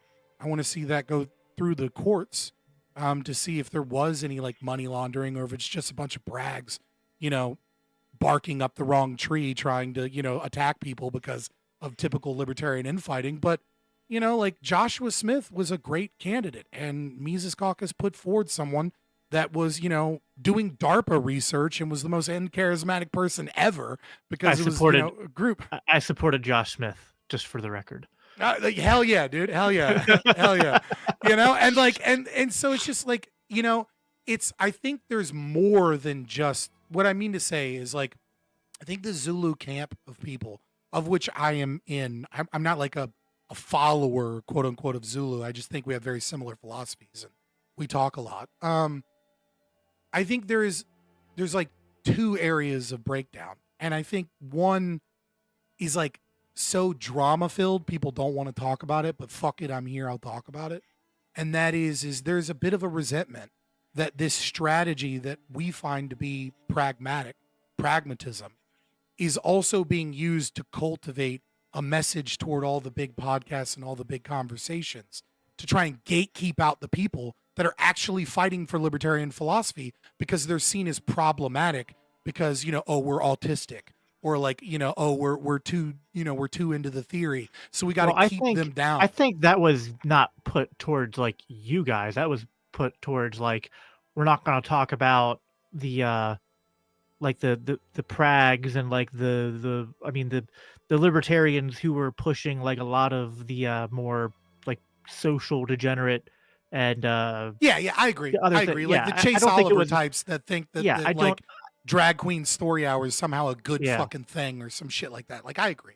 But I just mean like in general, it has been a process that we have seen where there is a gatekeeping nature towards the clout of these individuals that honestly all of the attention is on, and they're preaching something that we find to be anti-libertarian, claiming the moniker of libertarianism, while at the same time saying, well, yeah, you can violate the non-aggression principle sometimes, and we need closed borders and things like that. Yeah, so like my message to like you guys was to like try to be less resentful and to not be as maybe be upset about the things that Dave said 2 years ago, but to like, I don't know, not I don't know the right way to say this, but like, I don't know, just not be Stop being overly a dick. defensive. I'm a bit of a dick sometimes. I get it, Whatever, yeah. But then like my message to like Dave is the same thing that I've said to like the Mises Caucus for a while, which is like, listen, I get there are some people you have to block because they're like super annoying, but like you guys went, I think, too far in the other direction with that, where you just like anytime anyone would express any disagreement, or criticism, they were kind of blocked off and ignored and whatnot. And I've always been more of the like, I think we should platform these conversations and people, and to like Dave to be like Dave, I think you are a good champion of the movement, but I think if you want to be the champion of our movement, then like I think it would help you and the movement if you, not all the time, not with every person, but at least sometimes like check in with like, the more radical base, and be like, hey, what do you like? It doesn't mean you have to agree with them, but just get their input. Be like, what do you think I'm getting right? What do you think I'm getting wrong? Like, what I think that kind of healthy dialogue is necessary for the movement to continue to flourish and grow. Because I think, to Dave's credit, he doesn't block people on Twitter. A lot of other people do. Like Dave does engage, and he blocked Monhop, but then he unblocked him. So right, but I'm just saying, like to Dave's credit, amongst a lot of the top tier people that like gatekeep people under, Dave is less of an active gatekeeper than those people are. I don't see Dave. I've never heard of anybody saying, "Oh, this person told people not to invite me and to keep me off of their shows. I hear that a lot about a lot of people up in the upper echelons, right? Like Eric July does that shit. Clint Russell does that shit. Red Head Libertarian does that shit. But Dave Smith, I've never heard from anybody being like, oh, he told me not. You know, maybe he pulled the ladder up a little bit. Whatever. That's fine. It's not his job to get small YouTubers on shows. But I will give Dave that credit, which is like he will engage if he feels like it's big enough. I just, Yeah. I do agree that would be better for all of us to have more conversations like this. I think it fundamentally comes down to what is the strategy. And, you know, Dave Smith's strategy, as far as I can tell, and people like him, is reach as many people as possible and get them, you know, interested in the idea of libertarianism and maybe reading some libertarian theory. And I don't necessarily think that's a bad strategy. Liquid Zulu and I, you know, we have a strategy, you know, in the Celebritarian video, which is to speak to the remnant. Isaiah's To job, speak, yeah. yeah, it's to speak to the people that can become philosophically consistent libertarians. I'm kind of in between Zulu and Dave, right? It's like I recognize sometimes the message needs to be spoken in a means that like speaks to normal people, right? And things like that. The only thing I would say is as much as it's important for the big libertarians to maybe gatekeep the crazies out so libertarians don't look so crazy, it's important for us crazies to gatekeep those big noises, those big voices, and say, look, you don't have to be a philosopher king, but you can't say it's right to violate the NAP, right? Like you can't talk about the will of the people as an argument for your stance, right? You can't say certain things that are just antithetical to libertarian theory, like and also call yourself a libertarian. It does a disservice to the movement. And I do think a dialogue between those two camps is something that is, I think, maybe continuing to grow and is like a really good thing for both sides. Because like, look, man, I have a lot of problems with Dave Smith, but like I'm not, I don't think we're all better off if every one of those big voices stops talking. Yeah. No, I mean, I don't agree with everything you said there, but I think like the essence and like the core of what you're saying, I 100% agree with. So we have a lot more we could talk about, and I forgot you've done some videos talking about like the some of like the culture war stuff and like the trans stuff from a libertarian perspective. So I'd like to get you Yeah. back on at some point to talk about that. 'cause Yeah, I think that'd I'd be love to talk about a some of good, that stuff. good conversation. Where can people from my audience, I guess, just search Fabian Liberty? Is there any other things you want to plug or whatnot before Yeah, you just go? Fabian Liberty. You'll find my YouTube and my Twitter, both Fabian Liberty. Yep. Sorry, I wasn't 100% here. I'm like all stuffed. No, you're good. up. You're good. You're good. No, it was a good You know what I mean? conversation. But like, I was like, no, the show must go on. I'm gonna dope myself up on some BC powder and Dayquil and just fucking go for it. But yeah, you can find me Fabian Liberty. You know, I am an anarcho-objectivist. I won't be like Liquid Zulu and say I'm the true objectivist. I'm not. You know, I have a little bit more humility than that. But you know, and you know, I do debates fairly often. I do you know, reaction videos and things like that. My streams are usually a little bit longer. I guess maybe because I came from like the Twitch space initially. So, you know, come in, have a good time, join the Discord. Unlike Zulu, mine's open whenever you want. So just come in and hop in and talk shit. And if you're too crazy, I'll block you. I appreciate it so much. And then also please pimp out all your stuff, because I know you're working for institutes and stuff like that. Where can people find you? Oh yeah, follow me at Biblical Anarchy, and we're yeah, I work for the Libertarian Christian Institute. If you're so inclined, if you want to support what we're doing, we are doing our end of the year fundraiser. So every dollar you donate in the month of December is matched dollar for dollar, and you can go to libertarianchristians.com/donate if you want to do that. But yeah, man, this was a lot of fun. I'm sure we'll do it again sometime. I'm now I'm not mad at you. I'm like 20 minutes late for my next stream, and I'm gonna go hop over there quick. So Yeah, well, have a good one. You Brother. too, man. And it's always a good sign when you run late. It means the conversation was interesting. Yeah, exactly. That was a lot of fun. Thanks everyone for tuning in. Thanks again, Fabian, and talk to y'all later. See ya. Oh. All right.